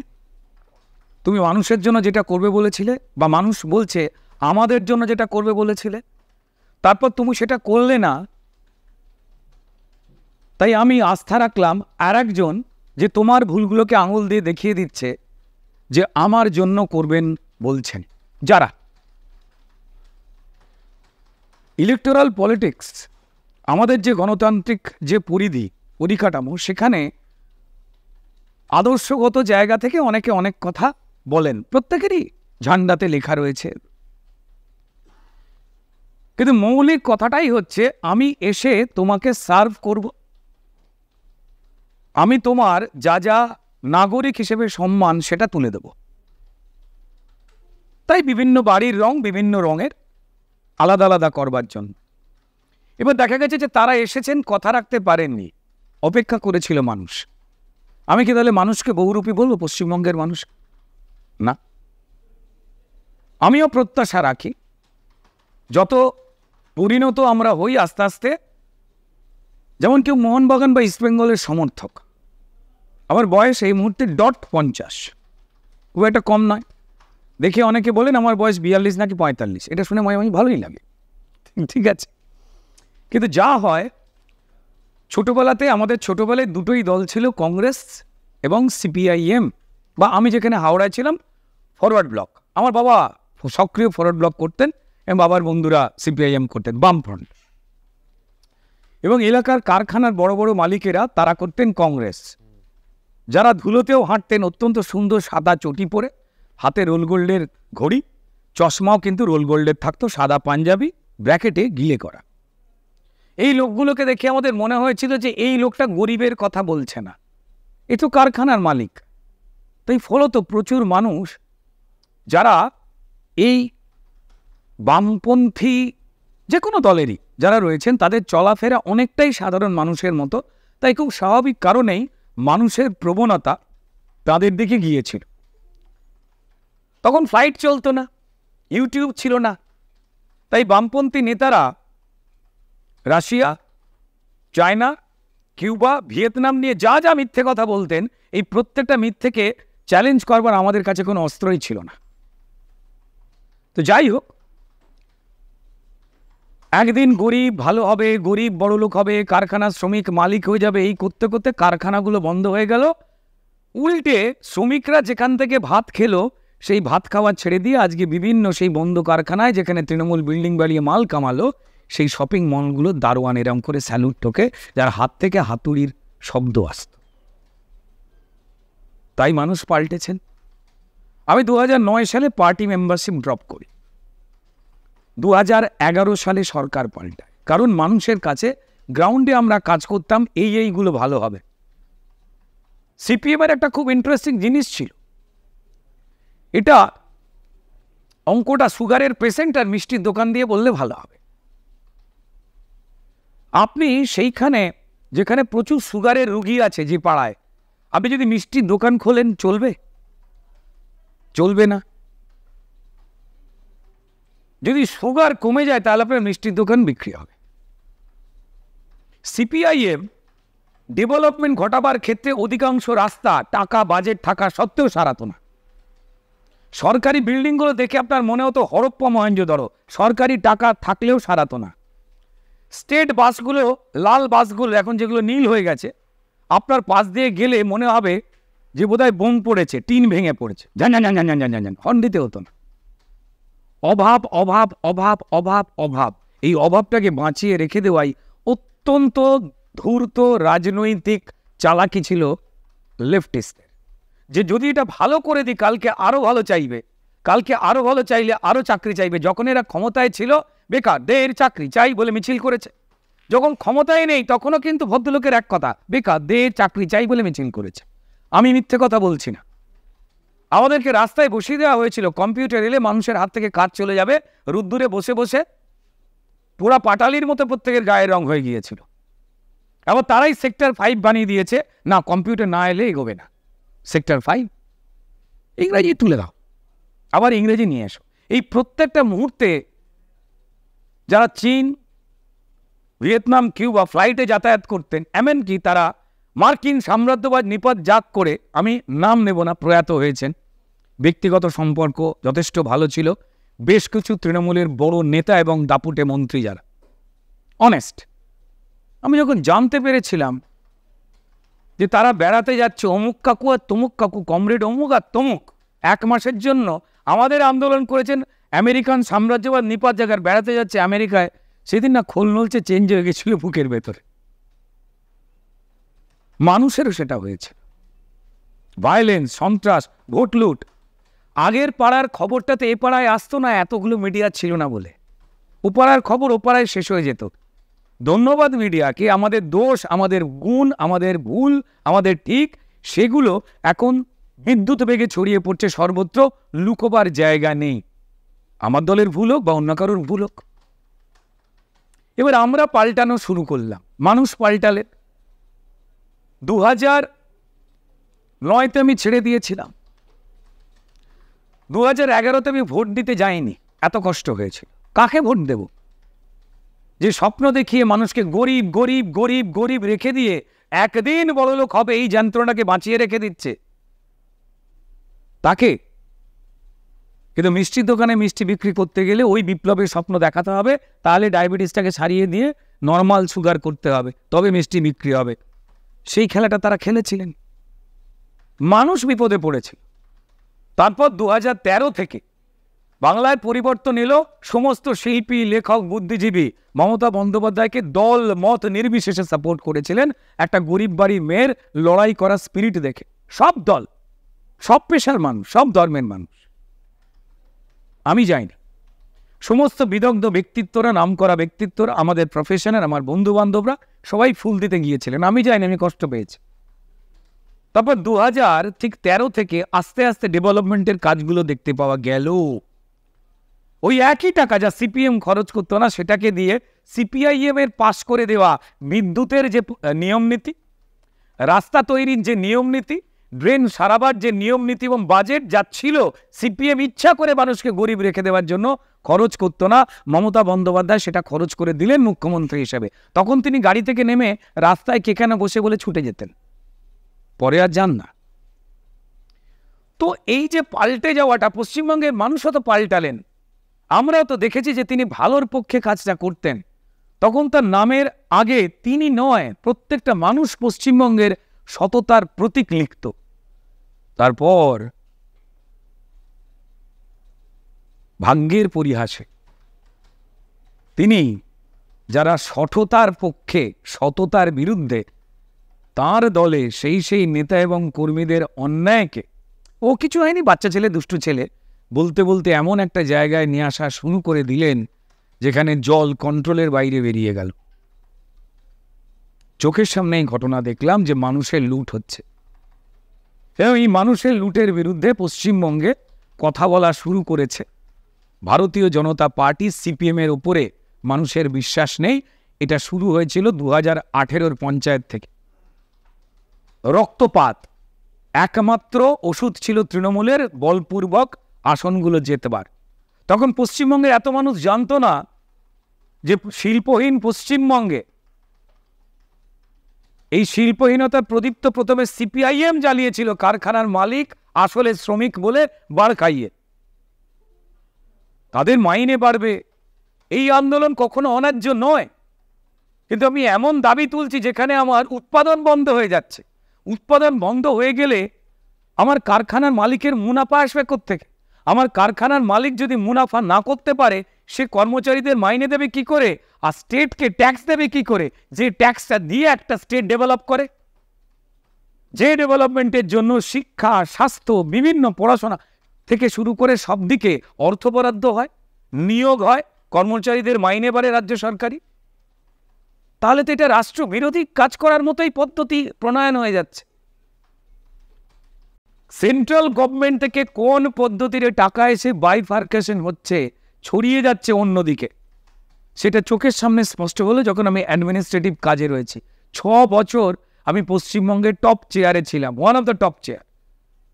প্রায় 27 জন মন্ত্রীর দপ্তরকে আমাকে কৈফিয়ত দিতে হতো।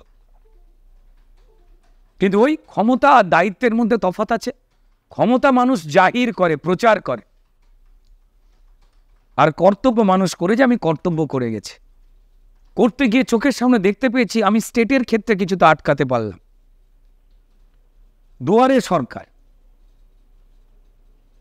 সেই প্ল্যানিং এর প্রথম পত্তন করতে হয়েছিল আমার কমিশন থেকে, West Bengal right to public service commission. The act was passed on parliament 2013, right to public service act. প্রত্যেকটা সরকার আসে মানুষকে পরিষেবা দিতে, পরিষেবার বিভিন্ন ভাগ আছে, তাই বিভিন্ন দপ্তর খোলা হয়, আর সেই দপ্তর থেকে এই লাইসেন্স, এই পারমিশন, এই জমির পর্চা, এই মিউটেশন, এই ডেথ সার্টিফিকেট, বার্থ সার্টিফিকেট, হ্যান ত্যান যা যা কাজে আমাদের নাগরিক জীবন এগিয়ে চলে, সেখানে সিপিএমের কোঅর্ডিনেশন কমিটি অমুক তমুকের নামে যে দালাল চক্র তৈরি করা হয়েছিল, সেইটারই কন্টিনিউয়েশন বিরাট বড় হয়ে ওঠে তৃণমূলের আমলে। এবং সেক্ষেত্রে প্রত্যেকটা মানুষ সরকারি সুবিধে চাইতে গিয়ে তার সুতলাক হয়ে যেত। সেই কমিশনের কমিশনার ছিলাম আমি, আমার মাথাতেও একজন ছিলেন অত্যন্ত গুণী মানুষ, ডক্টর অরূপ রায়চৌধুরী, যিনি ছিলেন চিফ কমিশনার আমার কমিশনে। আমি গ্রাউন্ডের প্র্যাকটিক্যালিটি দেখতাম, উনি সরকারি নর্মস, ডুজ অ্যান্ড ডোন্টস, সরকারি আমলাদের ঢিলেমি বা বেশি উৎসাহ কখন কেন হয় তিনি তার পাঠ আমায় পড়িয়েছেন এবং শিখিয়েছেন। আমি সমৃদ্ধ হয়েছি। অ্যাডমিনিস্ট্রেশন রান কি করে চলে। আমি পশ্চিমবঙ্গে যারা WBCS অফিসার্স রয়েছেন তাদের এফিসিয়েন্সি এতটা চূড়ান্ত ভালো, তারা এতটা বেশি বাংলাকে ভালোবাসেন, তাদের শুধুমাত্র ওই পুলিশের মতোই ট্রান্সফারের ভয় এবং প্রমোশনের লোভ দেখিয়ে সরকারি দুর্নীতিটা করা হয়। সবটা আমার আয়ত্তের মধ্যে ছিল না। আমি সরে আসি 2017 শেষ 18 থেকে, কিন্তু আমি আমার কাজটা করবার চেষ্টা করি। ঠিক করেছিলাম যে পরিষ্কার এই দালালের মাধ্যমে পরিষেবা নেওয়া যাবে না। আমার হাতে যে পাওয়ারটা দেওয়া রয়েছে সেটা মানুষের ভালো করবার জন্য। Right to public service act, জন পরিষেবা অধিকার commission, which is above government. মন্ত্রীরা এই কমিশনের নিচে কাজ করতো। আমাকে কৈফিয়ত দিতে হতো তাদের অফিসিয়াল নিয়মে, নোটিফিকেশন দিয়ে, যে মিউটেশন আমি এতদিনে দেব, ঘুষ নিতে পারবো না। Birth certificate, death certificate, model licence, খাবারের লাইসেন্স, দোকানের লাইসেন্স, রেস্টুরেন্টের লাইসেন্স, যে কোনো লাইসেন্স বদমাইশি করা যাবে না। ইভেন ড্রাইভিং লাইসেন্স এতদিনের মধ্যে দিতে হবে। আমার কাছে জুডিশিয়ারি পাওয়ার ছিল। My power was equivalent to the election commissioner of India. My power equivalent to was like chief secretary plus judiciary power. ভয়ঙ্কর ক্ষমতা ছিল, কিন্তু ক্ষমতার দায়িত্বের মধ্যে আমিত্ব একটা থাকে, কাঁচের দেওয়াল। আমি কোনোদিন ক্ষমতার আস্ফালন যাতে না হয় প্রত্যেক দিন চেষ্টা করতাম, কোনোদিন সেটা হতে দিইনি। সরে এসেছে। আমার মনে হয়েছে পশ্চিমবঙ্গটা যেখানে ঢুকে যাচ্ছে, যে গহ্বরে ঢুকে যাচ্ছে, একটা বাচ্চা জন্মালে 50-60 হাজার টাকা লোন নিয়ে জন্মাচ্ছে একটা গরিব বাড়ির বাচ্চা, তার কিসের দোষ? সিপিএম যখন লোন রেখে গিয়েছিল প্রায় 1.5 লক্ষ কোটি টাকার, আজকে 6 লক্ষ কোটি টাকার উপরে লোন পশ্চিমবঙ্গের। একটা বাচ্চা জন্মালে তার বাবা হয়তো ভ্যান চালান, কি টোটো চালান, কি সবজি বিক্রি করেন, কি চাষি ভাই, কি শ্রমিক, হাতুড়ি পেটেন, যাদের জন্য আমরা বেঁচে রয়েছি। আজকে ভারতীয় জনতা পার্টি পশ্চিমবঙ্গের ডেভেলপমেন্টের জন্য, শিল্প নেই এখানের, একমাত্র রোজগার হচ্ছে তোলাবাজি হলে কে শিল্প করবে? শিল্পপতিরা কি এত কাঁচা বুদ্ধির? তাই ভারতবর্ষের অন্যান্য রাজ্যগুলোতে ঠিক যতটাই নিরপেক্ষতার সঙ্গে প্রকল্পগুলোকে পাঠানো হয় গরিব মানুষকে নাগরিক সুবিধা দেওয়ার জন্য, যেগুলো আগের সরকার মুখে বলে গেছে করেনি, নরেন্দ্র মোদীর প্রধানমন্ত্রীত্বে চলা সরকার সেগুলো করেছে, আর এখান থেকে ভুয়ো নাম পাঠানো হচ্ছে। ডিএম এবং বিডিওরা যদি সক্রিয়ভাবে এই পাপ কাজের সঙ্গে জড়িয়ে না থাকতো, তৃণমূল এতটা সর্বনাশ করতে পারত না। বা তৃণমূলের যারা খারাপ নেতারা, ছোট বা বড় নেতা বা মন্ত্রী, তারা এই অন্যায় করতে পারত না পশ্চিমবঙ্গের মানুষের সঙ্গে। প্রত্যেকটা ডিস্ট্রিক্ট ম্যাজিস্ট্রেট, যিনি জেলার মুখ্যমন্ত্রী, তার কাছে লিস্ট থাকে বিভিন্ন ধরনের গরিব মানুষের। বাড়ি পাচ্ছে কারা? যার বাড়ি রয়েছে সে বাড়ি পাচ্ছে তৃণমূলের নেতা। চাল, ডাল, জব কার্ড, রেশন সবটাই লিস্ট রয়েছে। পাচ্ছেন কারা? 1.5 কোটির মতো রেশন কার্ড ভুয়ো। কত টাকা চুরি ভাবতে পারেন? কার টাকা? আপনার আমার ট্যাক্সের টাকা। সারা ভারতবর্ষ জুড়ে গরিব মানুষের চিকিৎসার জন্য আয়ুষ্মান ভারত কার্ড রয়েছে, যা স্বাস্থ্যসাথী কার্ডের থেকে 10,000 গুণে ভালো। মমতা বন্দ্যোপাধ্যায় তিনি জোর করে পশ্চিমবঙ্গের মানুষের ট্যাক্সের টাকার ওই কার্ড যা মোদিজি পাঠাচ্ছেন সেইটাকে আটকে দিয়ে গরিব মানুষের ক্ষতি করে চলেছেন।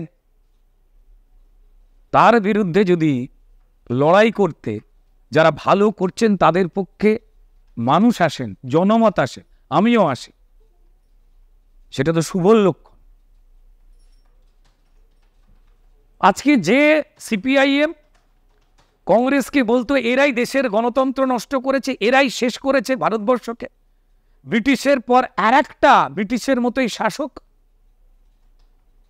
যারা এই স্লোগান দিয়েছিল গলি গলি মে শোর হ্যায়, রাজীব গান্ধী চোর হ্যায়, ভারতবর্ষের প্রাক্তন প্রয়াত প্রধানমন্ত্রীকে চোর আখ্যা দিয়েছিলেন দেশ জুড়ে, সেই সিপিআইএম যারা বলেছিল কংগ্রেস গণতন্ত্র শেষ করেছে, ভারতবর্ষের সংবিধানকে এতবার পাল্টেছে ভাবা যায় না নিজেদের স্বার্থে, সেই সিপিআইএম,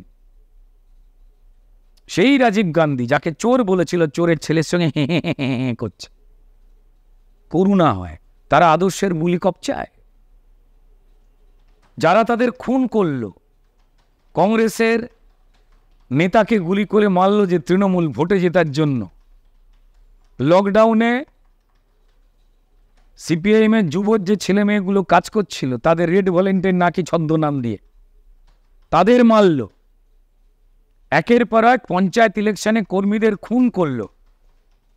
গণতন্ত্র বাঁচাবার ক্ষেত্রে ভারতবর্ষের সেই তৃণমূল কংগ্রেস যে গণতন্ত্রকে কুপিয়ে হত্যা করেছে তাদের বাড়িতে ঢুকে, তাদের সঙ্গে জোট করে সীতারাম ইয়েচুরির মাথা থেকে কোন ইয়েটা চুরি হয়ে গেছে জানি না, সীতা আর রামের নামটা ঠিক করে জপেননি, বা লুকিয়ে জপেন, হলেও ঠিক করে জপেন না বোধ হয়। তারা জোট করছে, এটা কোনো আদর্শের কথা বলে না তো। তাহলে ছেড়ে দিন সোজা কথায়, আপনি এদিকে আসুন। আর রামের প্রসঙ্গ ঋতব্রত তুলেছিলেন, রামের পুজো তো পৃথিবীর যারা ইসলামিক কান্ট্রি সেগুলোও করে। রাম ভগবান তো শুধু ধর্মীয় কারণে হননি, ধর্মীয় কারণের বাইরে রাম যেভাবে প্রজাদের জন্য কাজ করেছেন, তিনি বলেছিলেন যে আমি রাজা এই কারণেই আমার শুধুমাত্র দায়িত্ব প্রজাদের সুখ দুঃখের খবর রাখা, আগলে রেখে দেওয়া, তাদের সম্পদকে আমার কাছে বিপদের থেকে সুরক্ষিত রাখা, এইটুকু কারণেই আমি রাজা ভোগ করবার জন্য নয়। তাই পৃথিবীর অধিকাংশ দেশ, যে দেশগুলো খ্রিশ্চান বা ইসলামকে নিয়ে চলে, তারাও অবধি ভগবান রামের গুণগান গায়। সারা পৃথিবীর সব থেকে বড় মুসলিম কান্ট্রি ইন্দোনেশিয়া, সেখানে সব থেকে বেশি রাম কথা হয়। যারা মুসলমান সম্প্রদায়ের মানুষ তারা রাম সাজেন। আমাদের রাজ্যেই রয়েছে, সেটা রামকিঙ্কর বেজ দিয়ে শুরু হয়েছে। রাজা রামমোহন রায় রয়েছেন, রামপ্রসাদ রয়েছেন, অধিকাংশ জায়গার নাম তো রাম দিয়েই শুরু। আমি হাওড়া রামরাজাতলার ছেলে, ছোটবেলা থেকে মায়ের কোলে করে যখন ঢুকেছি তখন এত বড় হনুমানের মূর্তি, তার থেকে আরও ডাবল ভগবান শ্রী রামচন্দ্রের মূর্তি, পদ্মফুল নিয়ে ঢুকতে হতো সেখানে। আমাদের হাওড়া রামরাজাতলায় রাম বিজয়টা দুর্গাপুজোর বিজয়ের থেকে অনেক বড় ছিল। রামপুর, রামচন্দ্রপুর, এই রাম দিয়ে তো এক গাদা শ্রীরামপুর, এক গাদা নাম রয়েছে। হঠাৎ করে কিছু বলা লোক শুরু করে দিল, আর সিপিএম এর মতো কিছু বোকারা তারাও পরিষ্কার এটাকে নিয়ে হ্যাঁ করা শুরু করে দিল। আজকে সিপিএম এখন টেন্ডেন্সি পাঠিয়েছে, চীন, জাপান, ভিয়েতনাম বলে কাজ হচ্ছে না। তারা বলছেন বিভিন্ন জায়গায় কমরেডরা, আসলে রাম কি, রাম কথা তারা নতুন করে শোনাচ্ছেন। মায়া হয়, তাদের দল, তারা কি করবেন তাদের ব্যাপার। যারা মানুষকে উপকার করবার চেষ্টা করছেন, নাগরিক সম্মান দেওয়ার চেষ্টা করছেন, যেভাবে তারা লুটপাট করছে পশ্চিমবঙ্গের মানুষের, হিন্দু বা মুসলমানের, এই তৃণমূল, তার বিরুদ্ধে কথা বলতে গিয়ে আমাদের 200-র উপরে কর্মীকে খুন হতে হয়েছে, লাখ লাখ কর্মীর জীবিকা কেড়ে নেওয়া হয়েছে, ঘর কেড়ে নেওয়া হয়েছে। যারা পশ্চিমবঙ্গের সর্বনাশ করছেন, আমি তার বিরুদ্ধে। ছোটবেলায় রুদ্র লাল, পরবর্তীকালে রুদ্র নীল, এখন রুদ্র গোল্ড স্টার অর্থাৎ অরেঞ্জ স্টার। এটা আমার নামের সঙ্গে লাল নীল রয়েছে বলে বলতে সুবিধা হয়। প্রত্যেকটা পাড়ায় ধরুন তার নাম নিত্যানন্দ, সে কিন্তু ছিল নিত্য লাল, তারপর হলো নিত্য সবুজ, তারপর নিত্য গেরুয়া। সময় বাড়বার সঙ্গে সঙ্গে আমরা ছোটবেলায় খালি গায়ে ঘুরতাম, লোকে বলতো ল্যাংটো পোঁদে ঘোরা। মমতা বন্দ্যোপাধ্যায় যে কথা স্টেজে বলেন তার থেকে অনেক শালীনভাবে আমি কথাটা বললাম। এই ন্যাংটোপোনা, এটার সময় আমাদের অনেক জিনিস ভালো লাগতো। তারপর আমরা হাফ প্যান্টে এবং টেপ ফ্রকে এসেছি।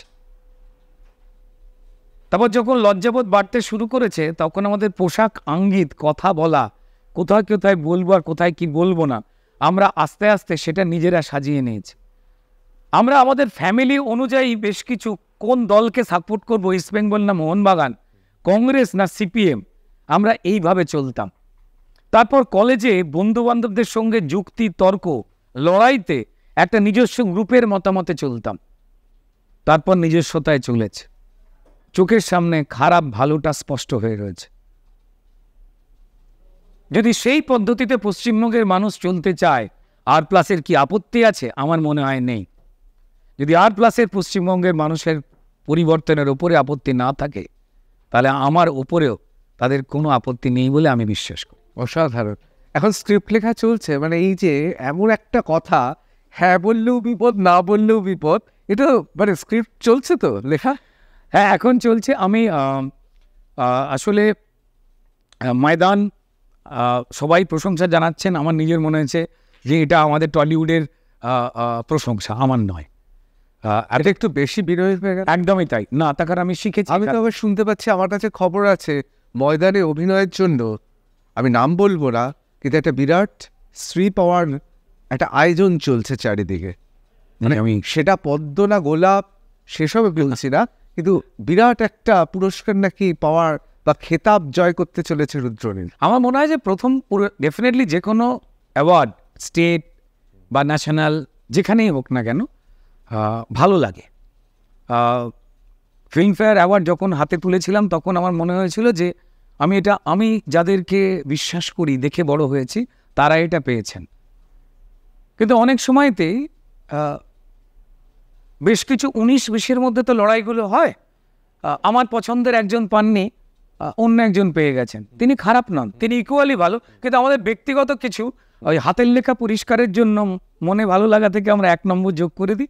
সেরকমটা পেলে যখন লোকেরা পায় তখন ভালো লাগে। তো যাই হোক, অ্যাওয়ার্ডটা হচ্ছে মানুষের অ্যাপ্রিসিয়েশন, মানুষের ভালো লাগাটা।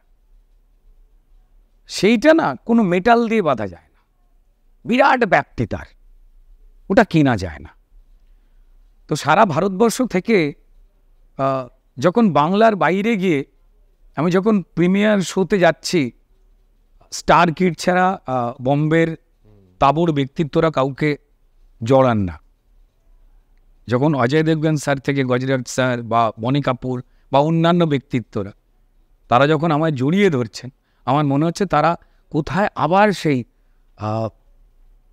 বোধহয় বিশ্বজিৎ চট্টোপাধ্যায়, উৎপল দত্ত, মৌসুমী চ্যাটার্জি, রাখি গুলজার, এই যে বাঙালি লিগেসি, যেটা একটা আমাদের শাশ্বত চট্টোপাধ্যায়, তাদের হাত দিয়ে আবার যেমন যিশু, পরমব্রতরা, স্বস্তিকারা, পাওলিরা, তারাও যেমন বই নিয়ে চলছে। আমার খালি ভয় হয়েছিল আমি যেন সেটাকে ম্লান না করে দিই। কারণ একদিকে অজয় দেবগানের মতো তাবড় অভিনেতা, একদিকে গজরাজ রায়ের মতো এত ভার্সেটাইল ডেঞ্জারাস একটা অ্যাক্টর, সেখান দিয়ে বেরোতে পারবো তো? ওই একটা চাপ। কারণ আমার পরে আমি খারাপ করলে আমার পরে যারা বাংলা থেকে বম্বেতে কাজ করতে যাবেন, তাদের দিকে যদি আমি খারাপ কাজ করে ফেলি, তাদের যোগ্যতা থাকলেও সন্দেহের চোখে দেখা হবে, যেন আমার জন্য তাদেরও না ক্ষতি হয়ে যায়। দুটো চাপ কাজ করছিল। থ্যাংক গড, মানুষের ভালোবাসা। যখন বম্বের হিন্দি ছবির দর্শকেরা বিভিন্ন ভাষার দেশ জুড়ে যারা রয়েছেন, তারা যখন আমার সঙ্গে ছবি তোলা শুরু করেন, আমার সেই মুহূর্তটা দারুণ ভালো লেগেছিল। তারপর অজয় দেবগন আমাকে বলল, মজা আর আয় না শুভঙ্করজি, আমাকে আমার চরিত্রের নামেই এখনও ডাকেন। তো তারপর উনি কাজলের সঙ্গে একটা সিনেমা মা করবার জন্য আমাকে বলেছিলেন, কিন্তু আমি বলেছিলাম যে স্যার, পশ্চিমবঙ্গে ইলেকশন রয়েছে মে জুনে। আমাকে বললো যে 20-25 দিন বার করতে হলাম। যে স্যার, আমাকে বললো যে না তুমি করে নাও, এটা পরে আবার একসঙ্গে কাজ করব। তো সেটা করতে পারলাম না। ইভেন এখন সৃজিতের ছবি শুটিং চলছে, সত্যি বলে সত্যি কিছু নেই, সেখানেও সৃজিত একটা গুরুত্বপূর্ণ চরিত্রে। এই যে কাজ দেওয়ার ক্ষেত্রে যে বাকিদের যে ভয়টা কাজ করেছিল, আমি সৃজিত মুখার্জির নাম বলতে চাই। সৃজিত কাউকে ভয় পায়নি। বাকি যারা ভয় পেয়েছেন তারা আমি ভীতু বলি না। যারা আমাকে চেয়েও নিতে পারেন না, আমাকে নেওয়া হলে পশ্চিমবঙ্গের বিভিন্ন হলে সেই সিনেমা দেখানো হবে না, এই পশ্চিমবঙ্গের মানুষ জেনে গেছে। তৃণমূলের বিরুদ্ধে সত্যি কথা বললে জব কার্ডও যেমন তার কাজ পাওয়া যায় না, তেমন টেলিভিশন, সিনেমা, ইভেন থিয়েটারে হল পাওয়া যায় না, থিয়েটার কর্মীদের মারা হয়, তারাও জানেন। কিন্তু আমি স্যালুট করতে চাই সৃজিত মুখার্জিকে। আমি কাজটা করতে পারিনি, আমাকে বিশ্বাস করে দল স্টার ক্যাম্পেনার হিসেবে সারা পশ্চিমবঙ্গে ছোটবার দায়িত্ব দিয়ে দিয়েছে। তো ফলে আমি 2 মাস ধরে সারা রাজ্য ছুটেছি, কোনো প্রত্যাশা নেই দলের কাছে। আমি এইটুকু বুঝতে পেরেছি যে দল আমাকে বিশ্বাস করছে, আর আমার কাছে এই বিশ্বাসটাই সব থেকে বড় পদ, এইটা বলতে পারি। তার মানে সৃজিত কোনো রকম ভয় ডয় না করে রুদ্রকে কাস্ট করে। বাকিরা ভয় পেয়েছে বলছি না, বাকিদের ক্ষেত্রেও তো প্রয়োজনীয়তা রয়েছে। নন্দন বা এই ধরনের কোনো গুরুত্বপূর্ণ হল যেখানে টিকিট বিক্রি হলে একজন ব্যবসায়ী যিনি পয়সা লাগাচ্ছেন, একজন পরিচালক যিনি চাইছেন অনেক মানুষ দেখুক, সেই ঘটনাটা যদি ঘটবার ক্ষেত্রে আমি যদি একটু বাধা হই, তারা তো ব্যক্তিগতভাবে আমার সঙ্গে যোগাযোগ রাখে। রাজ চক্রবর্তী যিনি নন্দনের এখন সর্বাধিনায়ক, তা তিনি জানেন কি, মানে এরকম কি কোনো নির্দেশিকা দিয়েছেন রুদ্র ছবি থাকলে সে ছবি নন্দনে হবে না? একটা সময়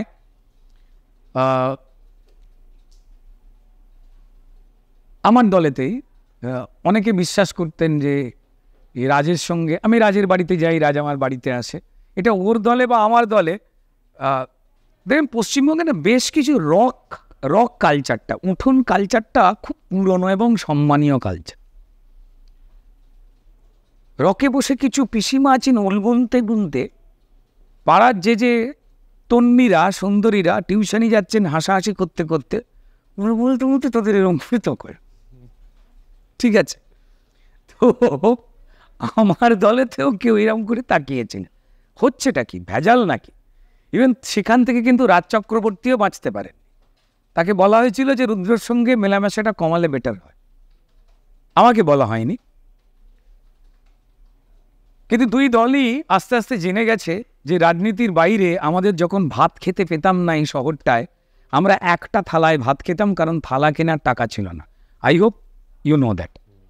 আমরা আঙুলে দাগ কেটে দিতাম, রাজ ওদিকে বসতো, আমি এদিকে বসতাম, আমাদের একটাই বালিশ ছিল আর একটা থালাতেই ভাত খেতাম। তাই আমাদের সঙ্গে কোনোদিন কোনো মুহূর্তে রাজনীতি নিয়ে একটা লাইন আলোচনা হতোও না, হয়ও না, হবেও না। রাজের মা চিন্তিত আমি কবে বিয়ে করব, তাই ভয়েতে রাজের বাড়ি আমি যাই না। আর এবং রাজ সেটাকে ভিডিও তোলে সোশ্যাল মিডিয়ায় ছাড়ে।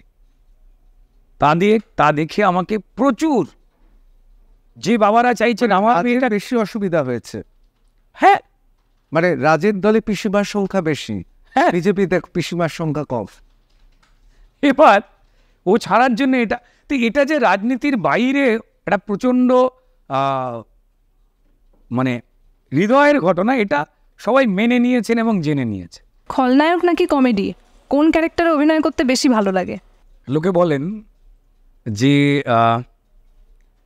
এই কমেডি আর নেগেটিভ এই দুটো চরিত্রই অভিনয় করতে গিয়ে বড় ঝামেলার দিক হিসেবে সামনে চলে আসে। এই দুটো দিকেই অভিনয় করতে অনেকটা পরিশ্রম যায়। অন্য ধরনেরগুলো করতে যে খুব সহজ তা বলছি না, কিন্তু এই দুটোতেই মানুষ সাংঘাতিক নজর দেন, বিশেষ করে দর্শক। তো তাই খুব মেধার সঙ্গে এই দুটোকে হ্যান্ডেল করতে হয়। তো ফলত এইটা বলতে পারি যে মানুষের আশীর্বাদে আমার এই ধরনের করা যে কোনো চরিত্রই মানুষের কাছে পছন্দের হয়েছে, এবং অ্যাওয়ার্ডের ক্ষেত্রেও বেস্ট কমেডির অ্যাওয়ার্ডটাও রয়েছে, বেস্ট নেগেটিভের অ্যাওয়ার্ডটাও রয়েছে, এবং বেস্ট অ্যাক্টারের অ্যাওয়ার্ড তো মানুষ দিয়েছেন। আর নিজেকে কোন ক্যারেক্টারের বলে মনে হয়? আমি ডেফান্ডাম চরিত্র করতে চাই, যেটা করলে বুঝবো যে আরও কতটা শেখা বাকি আছে। শেখা বাকি আছে কনফার্ম, কিন্তু কথা তো অস্ত্র। যেমন একটা সানগ্লাস, এটা দারুণ দেখতে স্যুট, এটা পরে দারুণ গাড়ি থেকে নামলেন, আপনি অভিনয় না জানলেও আপনার উপরে কিন্তু আকর্ষণ চলে যায়, কারণ এগুলোই অনেক মানুষ তার ড্রিমে অ্যাভেল করতে চায়। তাই আপনি এখানে খারাপ অভিনয় করে ফেললেও বা তেমনটা জ্যান্ত করতে না পারলেও আপনার পোশাক আশাক আপনাকে অ্যাট্রাক্ট করবে। কিন্তু যে চরিত্র এগুলো ছাড়া সেই চরিত্র করে মানুষকে নিজের প্রতি, নিজের চরিত্রটার উপরে ভালো লাগা তৈরি করানো পাহাড় প্রমাণ কঠিন। তো আমি এক্ষেত্রে বলতে পারি, যেমন আমার চ্যাপলিন বা ঋত্বিকের শব্দ, এই দুটো হচ্ছে এই ক্ষেত্রে সবথেকে সোজা এবং চোখের সামনে উদাহরণ, বা দুজনে মিলে করা ভিঞ্চিদা, এই দুটো উদাহরণ। যে এখানে তো নাচ গান গাড়ি নেই, ঘুষি মেরে 20 জনকে ফেলে দিচ্ছি, উড়ে পড়ে গেল, এটা তো ড্রিম মানুষের। মানুষ চায় যে আমার জীবনে অনেক শত্রু আছে, আমি একটা ঘুষি মারবো, সমস্যার সলিউশন। সেই জন্যই তো হলে থেকে সিটি দেয়, হাততালি দেয়, মার মার বলে। আসলে তার জীবনেও তো, তার নিম্ন মধ্যবিত্ত জীবনে, মধ্যবিত্ত জীবনে, নিম্নবিত্ত জীবনে অনেক বাধা আছে, সেগুলোকে তো সেই ঘুষি মেরেই ওড়াতে চায়, হয় না। আপনাকে লাভ এক্সপ্রেস সিনেমায় দীপক অধিকারী অর্থাৎ দেবদা, তার সঙ্গে দেখা গেছে চুটিয়ে অভিনয় করতে। সেখানে একটা ভাইরাল ডায়লগ ছিল যে সেটা বড় কথা নয়। তো এখন ঘাটালে যে দেবদার জয় জয়কার, মানে দীপক অধিকারীর জয় জয়কার আর হিরণবাবুর যে পরাজয়, এটা নিয়ে আপনি কি বলতে চাইছেন? এটা একটাই, সেটা বড় কথা নয়। সেটা বড় কথা নয়। প্রসঙ্গ তো বলে রেখে দেওয়া ভালো, সেটা হচ্ছে যে আমাদের জীবিকার জায়গাতে আমরা একে অপরকে অত্যন্ত রকম সম্মান করি প্রত্যেকে। রাজনৈতিক লড়াইয়ের ক্ষেত্রে যে এই তফাৎটা, এই লড়াইটা চিরকাল জারি থাকবে আমরা যতক্ষণই লড়াইটা করছি এই বিষয়টাকে নিয়ে। কিন্তু এই মুহূর্তে দেব হিরো থেকে অভিনেতা হওয়ার যে লড়াইটা ও লড়ছে, এটা কিন্তু আমি প্রসেনজিৎ চট্টোপাধ্যায়কে কোনো এক্সাম্পলের মধ্যে আনি না, তিনি আমাদের সবার মাথার উপরে। কিন্তু যারা হিরো ক্যাটাগরির কমার্শিয়াল, ও তো পাগলু থেকে প্রজাপতি হয়েছে। এই লড়াইটা কিন্তু সম্মান পাওয়ার মতো লড়াই। এতে কি ব্যবসা হলো, দেব আরও কত বড় লোক হলো, সেগুলো অন্য প্রসঙ্গ। কিন্তু এই সাহসটা, এটা বুম্বাদার পরে আমাদের বাকি পরম, আবির, যিশু, যারা যারাই রয়েছে, তারা চিরকালই এই ধরনের কাজই করে গেছে, যেটাকে বলা হতো প্যারালাল। প্যারালালটাই এখন মেইনস্ট্রিম। আপনি উদাহরণ দিলেন পশ্চিমবঙ্গের মানুষের, তারা দিকে দিকে মতাদর্শ বদলেছে, কখনো কংগ্রেস, কখনো সিপিএম, কখনো তৃণমূল। আগামী দিনে হয়তো বিজেপিও এই রাজ্যের ক্ষমতায় আসবে। কিন্তু মানুষ সরকার বদলাতে পারে, মানুষের কাছে সেই অধিকার রয়েছে।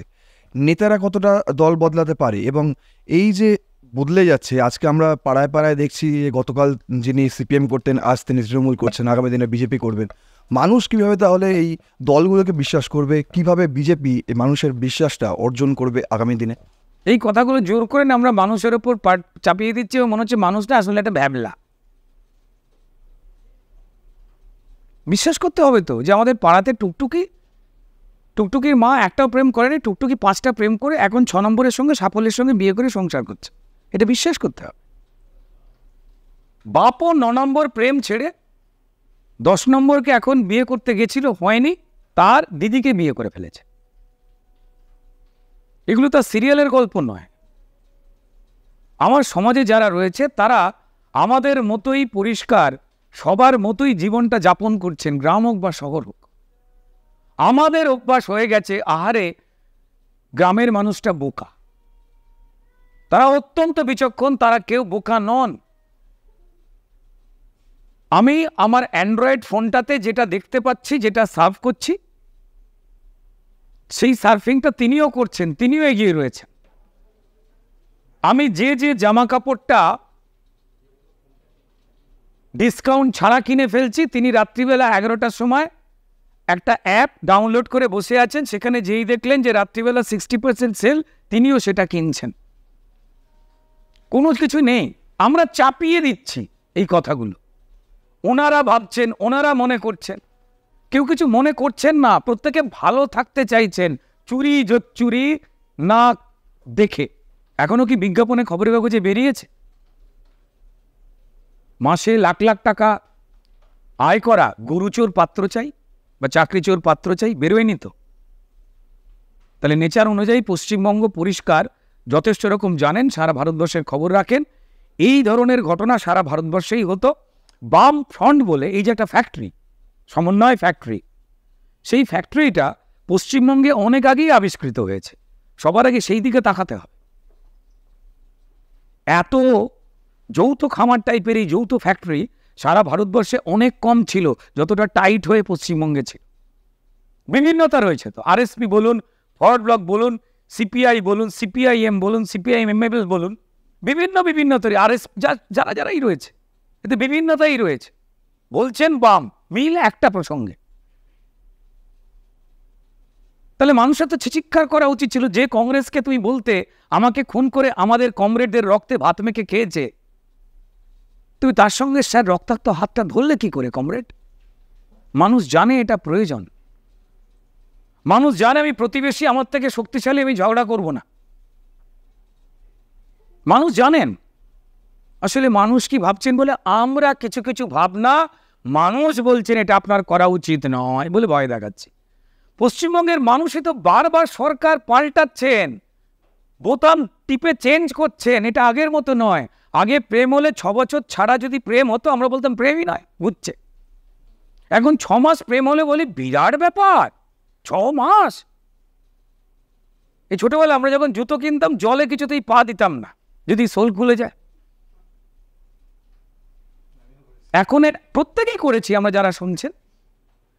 পাড়ার সব থেকে বদমাইশ লোকটা, যার বাড়িতে টিভি ছিল, রামায়ণ বা মহাভারত দেখতে যেতাম, ওই টিভি দেখার দিনে ওই লোকটার মতো ভালো লোক আর হয় না গো। আমরা জানতাম, আমরা সবটা জানি।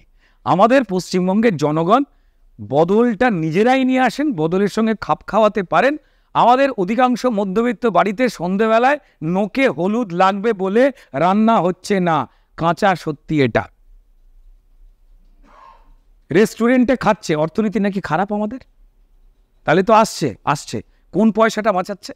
আমরা পরিষ্কার আগে মাসির ছেলে পিসির ছেলে এসে বলতাম, মায়েরা বলতো 4 দিন থেকে জানা এই টুকটুকি তোর ছেলে যাবে না, আমরা বলতাম, আমাদের মায়েরা বলতো, আমরা বলতাম মাসতুতো পিসতুতো বোনকে থাকতে। আমার মাই আর বলেন না, কারণ তিনি ইনস্টলমেন্টে বড় হওয়ার স্বপ্ন তিনিও দেখেন। তাই তিনি জানেন যে আমি চ্যাপটা টিভিটা কিনেছি বা 2টো দরজাওয়ালা যে ফ্রিজটা কিনেছি আমার মধ্যবিত্ত বাড়িতে, তার 350 টাকা করে ইএমআই। আরও কাতলা মাছ পছন্দ করে, যদি 1 কেজি নিয়ে আসি ইএমআইটা কেটে যাবে। আমার মধ্যবিত্ত পাল্টেছে, আমার নিম্নবিত্ত পাল্টেছে, তারা অনেক বেশি প্র্যাকটিক্যাল, তারা জানেন বেঁচে থাকতে হবে। ঠিক যেমন পশ্চিমবঙ্গে যে মায়েরা বোনেরা লক্ষ্মীর ভাতাটাকে নিয়ে, ভাণ্ডার নিয়ে, তারা জানেন এরাই অন্যায় করছে, এরাই চুরি করছে, এরাই লুট করছে, এরাই ধরা পড়ছে, ও অন্যকে যা খুশি করুক, আমার পরিবারে তো বিকল্প রোজগার নেই। এই 1000 টাকাটা নিয়ে গ্রামে অনেক টাকা, এটা অনেক টাকা। আমরা শহরে বসে অনেক বড় বড় কথা বলতে পারি, আমি আপনি আমরা বলতে পারি, কিন্তু রোজগারহীন পশ্চিমবঙ্গের গ্রামেতে ওই টাকাটা আমাদের মায়েদের বোনেদের একটা ঘরে একটা সবজি এক্সট্রা নিয়ে আসাতে, বা একটা এক্সট্রা আমি কাপড় কিনলাম, একটা সুন্দর মাথার কুমকুম বা টিপ কিনলাম, সেটার জন্য অনেক প্রয়োজনীয়। এবং 26 অবধি তিনি জানেন যেটাকে অপছন্দ করলেও আমাকে এটা নিয়ে চলতে হবে। তাই মানুষের কথা বলা যাবে না, মানুষ সবটা জানেন, অত্যন্ত বিচক্ষণ। হ্যাঁ, এবার কিছু মানুষ সংসারে এতটাই জ্বলছেন, তিনি অন্য কাউকে গালাগাল দিতে পারছেন না বলে ফেসবুকে দেখে যে কেউ কাউকে গালাগাল দিচ্ছে, এসে খাড় খাড় করে সেও গালাগাল দিয়ে চলে যায়। ছোটোবেলায় দেখেছি আমরা যে পাড়ায় পাড়ায় খুব মিটিং হতো।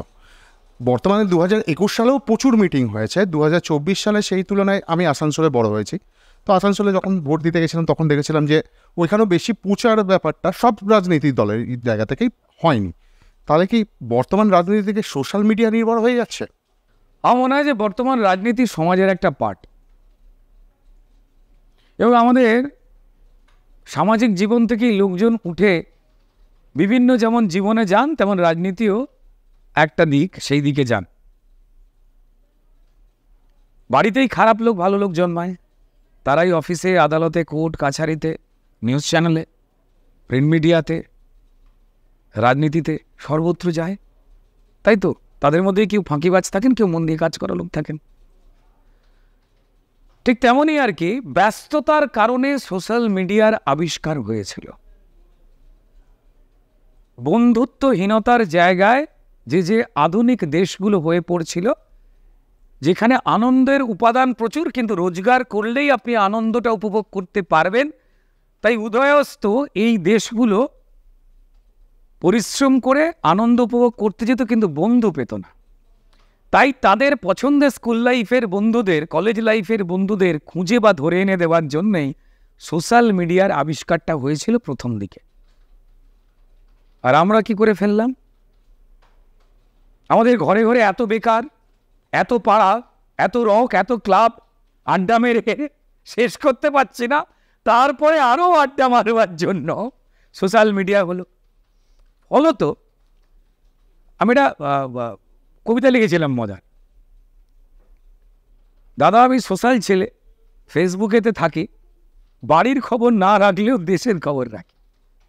মানে তিনি তার বাবার শরীর খারাপ হয়ে গেল, পাড়াতে নতুন ডাক্তার কে এসছে বা পুরাতন ডাক্তারবাবু কে হয়েছে সে ছেলে মেয়ে খবর রাখে না, পাড়াতে তো আড্ডা মারে না, সে বেরিয়ে যায় অন্য জায়গায়।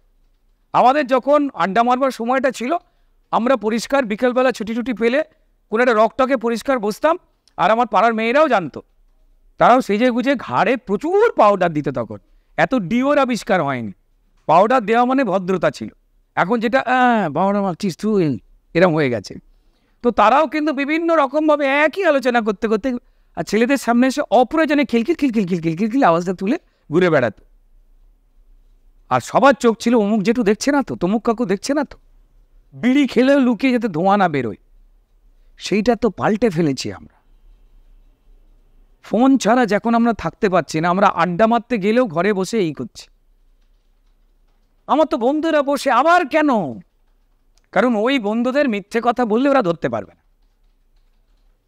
ভার্চুয়াল বন্ধুত্বে মিথ্যেটা অসম্ভব রকম এড়িয়ে যাওয়া যায়, নিজের ছোট হওয়ার ধরা পড়ার চান্স খুব কম। তাই ভার্চুয়াল বন্ধুত্বে অনেক কিছু গোপন রেখে দিয়ে নিজের বাকিটা ওপেন করে দিলাম, এই একটা ছল নেওয়া যায়। তাই ভার্চুয়াল বন্ধুত্বটাতে অনেকে বেশি বিশ্বাস করেন, কারণ আমাদের প্রত্যেকেরই অনেক, আমরা তো ঈশ্বরের মতো কেউ তো নিখুঁত নয়, আমারও খুঁত আছে, তোমারও আছে, সবার আছে। আমরা সেটাকে আড়াল করতে পারি, পাড়ার বন্ধুদের কাছে করতে পারবো না, পাড়ার মেয়েটার কাছে করতে পারবো না। তুমি আমপাড় থেকে ধরা পড়ে 4 বার কান্দরের ব্রজ করেছিলে, চুপ কর, তো এটা হয়ে যাবে। কিন্তু ভার্চুয়াল বন্ধু বা বান্ধবীর কাছে আমরা সেটা করতেই পারি, তাই না? আর সমাজের ক্ষেত্রে আমরা ব্যস্ত হয়ে যাবার জন্য অন্য জায়গার খবর যদি আমি একটা প্ল্যাটফর্মে দেখতে পেয়ে যাই, সেটাকে নেওয়ার মধ্যে তো উপকারী আছে। এবার ডিপেন্ড করছে আমি কিভাবে ব্যবহার করছি। আমি যদি 4 বেলা ভাত খাই, তো তাহলে সেটা যেমন too much of anything is bad বলে একটা কথা আছে, সেটা যেমন আমার শরীরকে আলুথালু করে দেবে, 1000 রকম অসুখ বয়ে নিয়ে আসবে, ঠিক তেমনই আমি যদি সারাক্ষণ এইটা নিয়ে, অনেকে দেখি সিনেমা দেখতে জানে এরকম করে, গল্প সিনেমাটা খুব খারাপ, মনই দেয়নি তো। তো তাই অত্যন্ত পাওয়ারফুল আজকের দিনে প্রয়োজনীয় একটা মাধ্যম, কিন্তু আমি গেজেট নির্ভর যদি হয়ে যাই, তো তাহলে সেটা চূড়ান্ত রকমের বিপদ। আমি বাস্তবের মাটি যদি সেখানে যদি পাটা না রাখি, তো তাহলে ওই ওয়েব যদি ওপরে খুঁজতে যাই, তো তাহলে পড়ে যাওয়ার চান্স রয়েছে, ভুল বোঝবার চান্স আছে, প্রচুর মিথ্যে খবরে অনুপ্রাণিত হয়ে যাওয়ার সুযোগ বেশি ঘটে যায়। আমি যখন বর্ধমান থেকে কলকাতায় এলাম, তখন রুদ্রনীল ঘোষের একটা ইন্টারভিউ পড়েছিলাম। সেখানে দেখেছিলাম চূড়ান্ত স্ট্রাগল, যে রুদ্রনীল ঘোষ সকালের খাবারটা বাঁচানোর জন্য সকাল 10টায় উঠতো, বা 11টা বা 1টায় উঠতো, 11টায় উঠতো। তো সেটা পড়েছিলাম এবং খুব ইন্সপায়ার হয়েছিলাম। তো তারপরে রুদ্রনীল ঘোষের অভিনয় দেখলাম, সত্যিই খুব ভালো লাগলো। এবং রুদ্রনীল ঘোষ ভালো অভিনেতা, বলতে গেলে ভালো চিত্রনাট্য লেখেন, ভালো পরিচালক। সেই রুদ্রনীল ঘোষ হঠাৎ করে রাজনীতি, মানে জীবনের সিলেবাস পাল্টাতে গিয়ে জননেতা, অভিনেতা থেকে জননেতা হওয়ার একটা দৌড়ে আছেন। নানান বিতর্ক সারাক্ষণ রুদ্রনীল ঘোষকে ঘিরে থাকে। একান্তে বসে রুদ্রনীল ঘোষ কোথাও মনে করেন না যে আগে যেটা ছিলাম সেটাই ভালো ছিলাম, এই বিতর্কের মধ্যে হঠাৎ করে কেন এলাম? এটার জন্য মিডিয়া দায়ী। কেন দায়ী? আমি যখন পরিষ্কার থিয়েটার এবং রাজনীতি একসঙ্গেই করতাম, তখন এত মিডিয়ার জন্ম হয়নি বলে কেউই জানতো না আমার ব্যাপারে। এবং আমি যেহেতু স্টার কিডস নই বলে আমার ছোটবেলা সম্পর্কে কারোর কোনো আগ্রহই ছিল না। আর আমি থিয়েটার ভালোবাসতাম, রাজনীতি ভালোবাসতাম, কারণ থিয়েটার সমাজের গল্প বলে, রাজনীতিও সমাজের খোঁজ রাখায়। যে সময় আমি রাজনীতিকে ভালোবাসতে শুরু করেছি, সেই সময় রাজনীতি প্রফেশন ছিল না, মাথায় রাখতে হবে। আজকের দিনে রাজনৈতিক প্রচুর নেতারা, তারা চান তার ছেলে মেয়েকে ঠেলে ঠেলে রাজনীতিতে পাঠাচ্ছেন। অধিকাংশ শাসক দলের ক্ষেত্রে দেখুন, শাসক দলের যারা নেতারা রয়েছে, কেন? আগে বরং ছেলে বা মেয়েরা যদি এটা চেষ্টা করত, বাবা মায়েরা বারণ করতো, যেখানে অনেক কষ্ট আছে, অনেক যন্ত্রণা আছে, অনেক লড়াই আছে। তো যাই হোক, সময় পাল্টেছে, প্রত্যেকটা জীবিকার ধরন পাল্টেছে, কাজের ধরন পাল্টেছে। তাই রাজনীতির ধরনটাকেও আমি পাল্টে দেবার বা এক রেখে দেবার কেউ নেই, সে তার নিজের চেহারাতেই নিজেকে পাল্টেছে। আমি আগে শিল্প এবং ছবি আঁকা, থিয়েটার আমার গানের দল ছিল, ব্যান্ড ছিল, সেটা এবং রাজনীতি, সেটাকে নিয়েই আমার ছোটবেলা কেটেছে। যে খবরটা দুর্ভাগ্যজনকভাবে মিডিয়া না থাকবার জন্য সেই সময়, বা আমি স্টার কিডস না হওয়ার জন্য আপনাদের কাছে আসেনি। আপনারা যখন আমাকে দেখেছেন, দেখতে শুরু করেছেন, তখন আমি আমার অনিচ্ছায়, মানুষের ইচ্ছায় তারা আমার সইটাকে অটোগ্রাফ করে দিয়েছে। সইটা তো সই আছে, একই সই। মানুষ বলছে না ওটা সই না, ওটা অটোগ্রাফ। এটা তো আমার জন্য আমি পাল্টে ফেললাম তা তো নয়। তাই আমার জীবন যেমন ছিল তেমন আছে। আগেও আমি ব্যাচেলার ছিলাম, এখনো আছি। তারপরে রুদ্রনীলই আছে, আমরা বদলে যাচ্ছি না, আমাদের দেখবার সানগ্লাসগুলোর কালার চেঞ্জ হয়ে যাচ্ছে। এই রুদ্রনীলের ব্যাচেলার নিয়ে আমার অনেক কথা বলার আছে। সালমান খানের মতো ব্যাচেলার না না, তা নয়। এত ধনী ব্যাচেলার হয়ে থাকা বিরাট সৌভাগ্যের।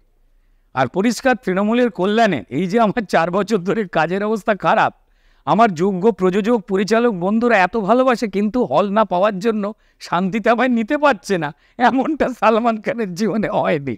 Gauridevi Institute of Medical Sciences and Hospital, GT Road, Rajpath, Durgapur. Best place to study. For contact us, call 7797662222, 9775696237. আমার দুটো প্রশ্ন আছে। প্রথম প্রশ্নটা হচ্ছে সহনাগরিক বা সচেতন নাগরিক হিসেবে, আর দ্বিতীয় প্রশ্নটা হচ্ছে এই মুহূর্তে বঙ্গ বিজেপির একজন মুখ হিসেবে, প্রতিষ্ঠিত মুখ হিসেবে। প্রথম প্রশ্নটা এইরকম যে নাগরিকের ভালো চাই বলে একটা সময় বাম রাজনীতির সঙ্গে যুক্ত হওয়া, একবারে পড়াশুনোর সময় থেকে, তারপরে করতে করতে নাগরিকের ভালো করার জন্যই তৃণমূলে যুক্ত হওয়া এবং প্রশাসনিক পদে থাকা। কিন্তু সেখানে থাকার পর যখন জানা গেল যে না, সেটা সম্ভব হচ্ছে না, আসলে নাগরিকের ভালো করা যাচ্ছে না, সেই তাগিদ থেকেই নাগরিকের ভালো করার জন্যই বিজেপিতে যাওয়া। যে কোন বিজেপি, যে বিজেপিতে এবার ইলেকশনের আগে আমরা দেখলাম যে ইলেকটোরাল বন্ড বলে এমন একটা জিনিস নিয়ে গোটা দেশব্যাপী একটা, যেটাকে এক ধরনের স্ক্যামই বলা হচ্ছে, বা অন্তত সুপ্রিম কোর্ট যখন সেটাকে নিষিদ্ধ করে, তো সেই বিজেপি একবারে ধোয়া তুলসী পাতা। তার কোনো সমাজের মানুষের প্রতি সে খালি ভালোই করছে, মানুষের উপকারই করছে। রাজনীতি সচেতন এবং সংস্কৃতি সচেতন রুদ্রনীলের কাছে মনে হয় আমাদের এই আমরা এত সহজ মনে করি না রুদ্রনীল, যে কিছুই তিনি এতটা ধোয়া তুলসী পাতা মনে করে। তাহলে তিনি কোন প্রত্যাশা থেকে মানুষের উপকার করবেন বলে বা নাগরিকের উপকার করবেন বলে তিনি এখনও বিজেপি করতে চান? এটা নাগরিক রুদ্রনীলের কাছে প্রশ্ন। দ্বিতীয় যে প্রশ্নটা, সেটা হচ্ছে যে বাংলায় আমরা বিজেপির এবারও যে রেজাল্ট দেখলাম, তাতে একটা জিনিস স্পষ্ট যে রাম, মানে বাঙালি তো কখনোই, বাঙালি ধার্মিক, অনেক বাঙালি, আমাদের রামপ্রসাদ সেন, আমরা শুনলাম এই রুদ্রনীলের মুখেই অনেক রামের কথাই শুনলাম। আমাদের রামপ্রসাদ সেন আছেন, রামকৃষ্ণ আছেন, আর অনেক রামই আছেন, কিন্তু কখনো রামের প্রতি সেই পাগলামি আমাদের ছিল না, কখনোই ছিল না, আজও নেই, আগামী দিনেও। এইটা একটা মিশ্র সংস্কৃতির জায়গা, এবং যেখানে বলতে গেলে নমশূদ্র বলা হয় যাদেরকে, এখনও মতুয়া সম্প্রদায় এবং সেই সম্প্রদায় ছাড়াও আরও সমাজের নিম্নস্তরীয় মানুষ বহু, মানে এখানে ওই জাতপাত অত প্রকট নয়, এখানে ধর্ম থাকলেও অত প্রকট নয়। এই বঙ্গ বিজেপির কি একটা নতুন ন্যারেশন দরকার, যেই ন্যারেশন না হলে পরে আসলে এই রাজ্যের যে ক্ষমতা, এই রাজ্যের যে সাংস্কৃতিক বা ধর্মীয় সংস্কৃতি বা সাংস্কৃতিক ধর্ম, সেখানে সাধারণ মানুষের কাছে ওই শুধুমাত্র এখানে চুরি হচ্ছে বলে এই ন্যারেশন দিয়ে প্রতিষ্ঠা করা যাবে না। এই দুটো প্রশ্ন। প্রথমত হচ্ছে যে দুটো প্রশ্নের প্রচণ্ড ইম্পর্টেন্ট, এবং দুটো প্রশ্নের জন্য এটা অধিক সময়ের দরকার। যাই হোক, প্রথম কথাটা বলি, সেটা হচ্ছে যে এই দায়িত্ব তাদের যারা বলেছিলেন যে এই রাস্তায় নাগরিক ভালো থাকবে, নাগরিকের ভালো হোক। যদি আমি এটা চাই একজন নাগরিক হিসাবে, বিপ্লব করতে গিয়ে যেমন সবাই রাস্তায় নামতে পারেননি, কিন্তু বিপ্লবকে সমর্থন করেছেন ইংরেজকে তাড়াবার জন্য। যারা বুকে গুলি খাননি, পরিবার থেকে ছেলে স্বাধীনতা সংগ্রামী হননি, সেই পরিবার যে ইংরেজের পক্ষে, এমনটা তো নয়। কিন্তু কিছু লোক নেমেছেন, মার খেয়েছেন, গুলি খেয়েছেন, কারুর ফাঁসি হয়েছে, আবার কেউ ধরা পড়েননি। তিনি তো ভালো চেয়েছেন। তারপর ভারতবর্ষে রাজনৈতিক ক্ষেত্রে যে কিছু কিছু অভিযোগ উঠে আসছে, সেইগুলোকে জেনেই কি তারা পরিষ্কার ভারতবর্ষে স্বাধীনতার জন্য তারাই আন্দোলন করেছিলেন, এমনটা তো নয়। আমি 5-6টা মৌলিক অধিকার, এখন আরো একটু বাড়ছে, মানুষের চাহিদা সময় যাচ্ছে বাড়ছে, তো ফলত যে ক্ষেত্রে চোখের সামনে মিনিমাম মৌলিক অধিকারগুলোকে তারা বিশ্বাস জাগিয়েছিলেন যে তারা করবেন, যাতে মানুষের 10টা মানুষ, আমি একা ভালো থাকবো না। আমি যখন নাগরিক হয়ে নাগরিকদের জন্য লড়াই করছি, আমি কি নাগরিক আর নই? আমি আমার সহনাগরিক জন্য লড়াই করছি। তিনি হয়তো নামতে পারেন না, তিনি হয়তো বলতে পারেন না, তিনি হয়তো একটু কিন্তু কিন্তু করেন, কিন্তু তার মানে তিনি অশুভের পক্ষে, খারাপের পক্ষে এমনটা তো নয়। হতে পারে তার সাহস নেই, সাহস না থাকলে পরিষ্কার আমি কাউকে দাগিয়ে দেবো এটা হতে পারে না। তবে লড়াই করেছিলাম আমি, কেন আমার মতো প্রচুর মানুষ লড়াই করেছিলেন, এবং দেখা গেছে যে তাঁরাই দিকভ্রষ্ট হয়ে গেছেন। যেভাবে বামপন্থীদের মানুষ মিলিয়ে দিলেন, কবে তারা ফিরে আসবেন, কিভাবে ফিরে আসবেন, কিভাবে ভুল স্বীকার করবেন, কিভাবে নিজেদের পাল্টে ফেলছেন, সেই পাল্টে ফেলাগুলো কি পশ্চিমবঙ্গ মেনে নেবে? এবার তারা স্ট্র্যাটেজি নিয়েছে যে ইলেকশনে 34 বছরের বিফলতা, অপশাসন, এই শব্দগুলো সরাবার জন্য 2026-এর দিকে মাথায় রেখে কেউই জিতবে না এটা জেনেও তাদেরকে প্রার্থী করেছেন, অধিকাংশ ইয়াং মুখগুলোকে 26-এর জন্য। তারা জানেন যে এরা 24-এ কেউ জিতবে না। সুজন বলুন, দীপশিতা বলুন, যাদের নাম বড় বড় করে মিডিয়াও তুলে ধরবার চেষ্টা করেছিল, এরা নিজের পাড়াতেই নিজেদের ভোটটুকু ছাড়া কেউ কোনো ভোট পায়নি। Point to be noted. কিন্তু এদের লক্ষ্যটা হচ্ছে 26-এ, তেমন একটা লক্ষ্য রয়েছে। কিছু মুখ তারা নিয়ে এসেছেন, তাদের অপারেট করছেন বৃদ্ধরা, বাইরে থেকে দেখাচ্ছে না না বৃদ্ধতন্ত্র নেই, সম্পূর্ণ মিথ্যে কথা, পুরোটাই আছে। এরা বৃদ্ধতন্ত্রের আন্ডারেই রাজনৈতিক কাজটা করছে। ইয়াংদের এখনো পর্যন্ত ডিসিশন মেকিং বড় চেয়ারে নিয়ে যাওয়া হয়নি, আর ওই দলে ইয়াং হয় কেউ 55 পেরোলে, তবে সে ইয়াং। যাই হোক, এবার তারা কথা রাখতে পারেননি, তা বলে কাজটা তো থেমে থাকছে না, এটা তাদের সমস্যা। আর তৃণমূলে আমি যাইনি, তারা আমায় নিয়ে গেছেন বাড়ি বয়ে, আমার কোনো অসুবিধা নেই কথাটা প্রকাশ্যে বলতে। বারবার অনুরোধ করবার পর আমি গেছি, যখন সবাই চলে গেছিলেন আমি যাইনি। খোঁজ নেওয়া হয়েছে আমার সম্পর্কে, রুদ্রনীল আসছে না কেন? আমরা তো ভালো কাজ করছি, তার কিসের আপত্তি? নেতা মন্ত্রীদের দিয়ে বারবার ফোন করিয়ে তারপর নিয়ে যাওয়া হয়েছে, এবং তারপর আমাকে বিভিন্ন রকম গুরুত্বপূর্ণ দায়িত্ব দেওয়া হয়েছে। সেই দায়িত্ব এক দানা ফেল করেছি আজও কেউ বলতে পারেন না। উল্টে আমার রাজ্যে এখনো পর্যন্ত বলি যে স্কিল ডেভেলপমেন্টের সফট স্কিল, যেটা ভোকেশনাল এডুকেশন, আজ অবধি মাসের শুরুতে যে মাইনেটা হয় সেটা আমার লড়াই ছিল। আজ অবধি পরিবর্তিত সিলেবাস, যেটা 2006 সালের পর থেকে চেঞ্জ হয়নি, সেটা আমি পরিবর্তিত করেছিলাম। তার উপরে কিছু বেটারমেন্ট চলছে। বলেছিলাম যে শিল্পহীন পশ্চিমবঙ্গে পছন্দ মতো সিলেবাস করবেন না, দেখুন যেখানে শিল্প আছে তারা কোন ধরনের স্কিল লেবার চাইছেন, ন্যাশনালের সঙ্গে যুক্ত করেছিলাম। আমি সেটা করবার চেষ্টা করেছিলাম, আমার চেষ্টাটা তো রয়েছে। তারপর যখন দেখলাম ওদের এই চেষ্টার মধ্যে চুরি ঢুকে যাচ্ছে, আমি ওই আন্দোলনটাকে বয়ে নিয়ে চোরেদের সঙ্গে চলবো? আপনারা সবাই সমাজ যাদের চোর বলছে প্রমাণিত, নাকি যারা এটাকে আটকাতে গিয়ে প্রাণ দিচ্ছেন আমি তাদের হয়ে কথা বলবো? আমি তো দেখতে পাচ্ছি তারা করবার চেষ্টা করছেন। আপনি মুখে যা খুশি তাই বলুন না কেন, তাদের কোনো প্রকল্পের মধ্যে হিন্দু মুসলমানের আসলে কোনো ভাগ নেই। সিপিএমের তৈরি করা ন্যারেটিভটাকেই তৃণমূল কাজে লাগিয়ে সংখ্যালঘু সম্প্রদায়ের একজোট হয়ে থাকা দুর্বল ধার্মিক একটা গণ্ডির মধ্যে তারা মানসিক দুর্বলতা নিয়ে এক হয়ে থাকেন, সেইটাকে কাজে লাগাচ্ছেন। তাদের ভুল ভাঙবেই। তাদের যারা শিক্ষিত সমাজে এগিয়ে থাকা মানুষ রয়েছেন, যারা তঞ্চকতা করেন না, যারা লোভে পড়েন না, তারাও বেরিয়ে আসবে। আমি এমনটাই বলছি না যে সবাইকে বিজেপিকেই ভোট দিতে হবে।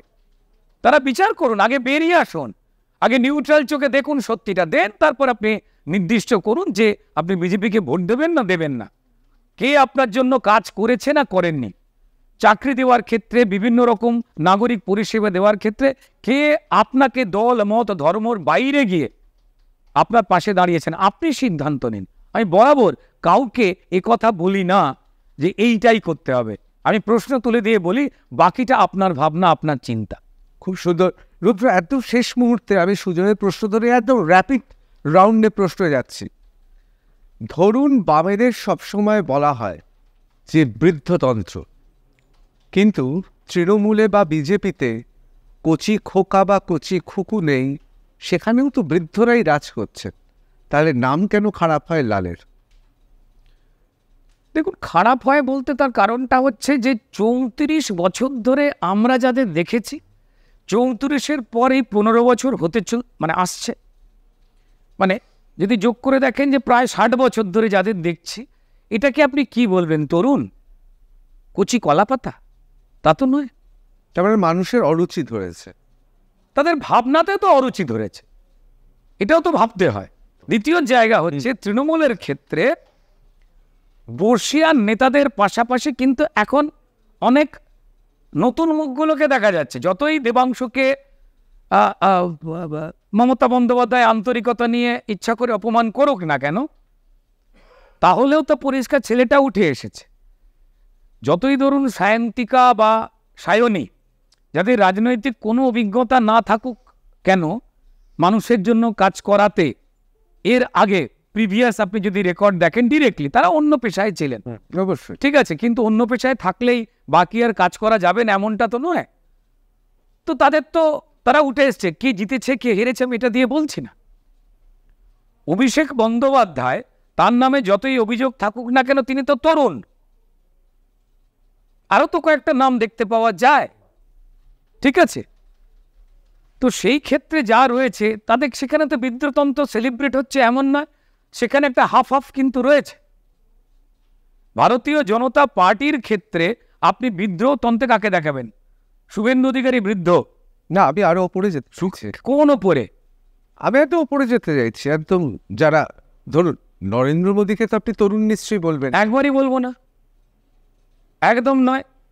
আপনার পছন্দ হচ্ছে যে আপনি নরেন্দ্র মোদীর দিকেই তাকাবেন, আপনি যোগীর দিকে তাকাবেন না, আপনি অনুরাগ ঠাকুরের দিকে তাকাবেন না। এত ঝকঝকে তকতকে একটা ইন্টারেস্টিং একটা ব্রডকাস্ট মিনিস্টার আমরা দিয়েছিলাম, আর যদিও এখন তিনি নয়, অন্য কোনো দায়িত্বে তিনি যাবেন। এখন যিনি কালচারাল মিনিস্টার হয়েছেন তিনি সিনিয়র, তবু এই নতুনদেরও তো প্রচুর ইয়াং ছেলে শপথ নিয়েছেন। আমার শেষ প্রশ্ন, কোথাও কি রুদ্র মনে হয় 2026-এ অনেকে বিশ্বাস করছে যে অনেকেই ভাবছেন বামেদের আর ভোট দিয়ে ভোট নষ্ট করবেন না, হয় তারা এদিকে নয় ওদিকে দেবে, এটা অনেকে বলছেন, তাতে বিজেপির সুবিধা হবে এক, কিন্তু সমস্ত কিছুতে জল ঢেলে দিচ্ছে ভারতীয় জনতা পার্টি নেতৃত্বাধীন কেন্দ্র সরকারের, রাজ্য সরকার নেতৃত্বাধীন তৃণমূল সরকারের সঙ্গে 10টা এমন পয়েন্ট, যে পয়েন্টে বোঝা যায় যে কোনো একটা সেটিং চলছে, সেটিংয়েই শেষ হলো বঙ্গ বিজেপি। দেখুন, কারুর মনে হওয়ার উপরে আমি তার মুখে তো সেলোটেপ মারতে পারি না। এবার কি মনে হয় সেটিং থেকে শিক্ষা নেবে? সেটিং তো নেই, আবার শিক্ষা নেওয়ার কি আছে? তবে হ্যাঁ, এটা অবশ্যই শিক্ষা নেওয়ার আছে যে আমি মানে আজকের দিনে না এমন একটা সময় চলে এসছে, আপনি যদি কাউকে বলেন দেখ আমি তো ওর মতো খারাপ নই, লোকে বিশ্বাস করবে। কিন্তু আপনি যদি বলেন দেখ আমি তো ভালো, এরম করে আপনার দিকে তাকাবে। আপনি যদি নিজেকে ভালো বলেছেন, সব লোক এরম করে দেখায়। কিন্তু আপনি যদি বলেন যে আপনি ওর মতো খারাপ নন, তখন আপনাকে বিশ্বাস করে। তাহলে এটা হচ্ছে strategical representation of your own strategy. আমার মনে হয় যে যেহেতু ভারতীয় জনতা পার্টি আরও বেশি সংখ্যক মানুষকে নিয়ে পশ্চিমবঙ্গে চলতে চাইছে এবং তারাও আসতে চাইছেন, তো ফলত এই অধিকাংশ জনের অ্যাভারেজ মানসিকতায় কোনটা রয়েছে এইটা বুঝে কিন্তু কথা বলাটা বাড়ানো উচিত। মানুষের প্রত্যেকটা মাটির না আলাদা আলাদা পছন্দ হয়। ওই কি যেন বলে, ওটা কি ভুলে যাচ্ছি কথাটা, প্রত্যেকটা মাটির না নিজস্ব একটা অহংবোধ আছে।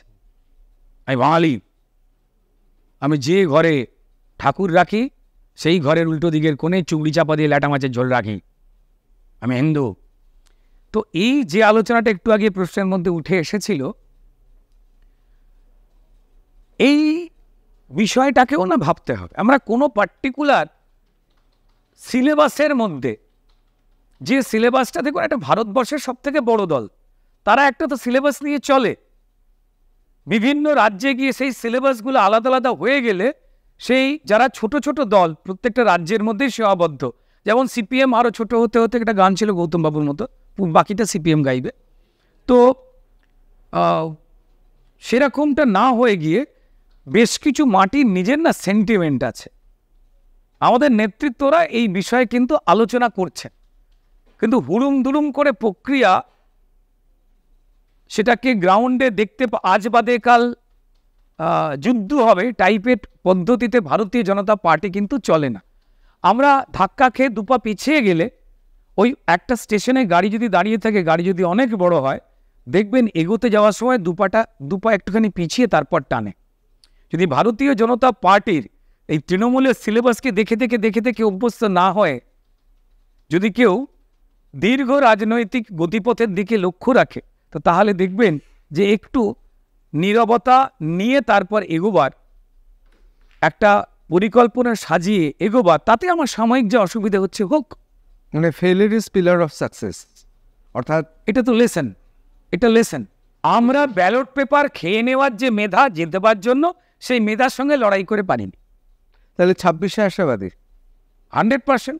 এবার আমাদের দিকে পশ্চিমবঙ্গের মানুষ তাকিয়ে যদি না থাকতেন, তাহলে ভোট শুধু এক থাকতো না, কমে শেষ হয়ে যেত, উল্টে বেড়েছে পশ্চিমবঙ্গের মানুষের ভোট এবার বিজেপির ওপর। অবশ্যই। আমাদের সময় একেবারে শেষ, আমরা সবাই অনেক প্রশ্ন করলাম। আমি আরও একবার অভিনন্দন জানাচ্ছি অসাধারণ ময়দানে অভিনয়ের জন্যে, এবং অবশ্যই যখন পুরস্কার হাতে উঠবে তারপর নিশ্চয়ই আমরা নিউজ রুমে আবার রুদ্রকে পাবো। আমি আশা করি যে রুদ্রের যে অভিনয় সেটা শুধুমাত্র বলিউড নয়, সারা পৃথিবীর মন জয় করুক। আমি দেখছিলাম একটি অ্যাপসে দারুণ সাড়া ফেলে দিয়েছে, এবং সারা পৃথিবীতে যারা ফুটবল ভালোবাসে, ভারতীয় ফুটবল নিয়ে এত গভীরভাবে যারা কখনো ভাবেনি, তারাও ভাবছেন, সেটাও খুব আশার কথা। অসংখ্য ধন্যবাদ রুদ্র। আবার আমরা রুদ্রকে পেতে চাই, আমাদের অত্যন্ত কাছের বন্ধু, বিভিন্ন সময় তাকে আমরা পেয়েছি, অর্থাৎ রুদ্র আমাদের সঙ্গে রয়েছেন, তিনি যে রঙই ধারণ করুন না কেন। নমস্কার।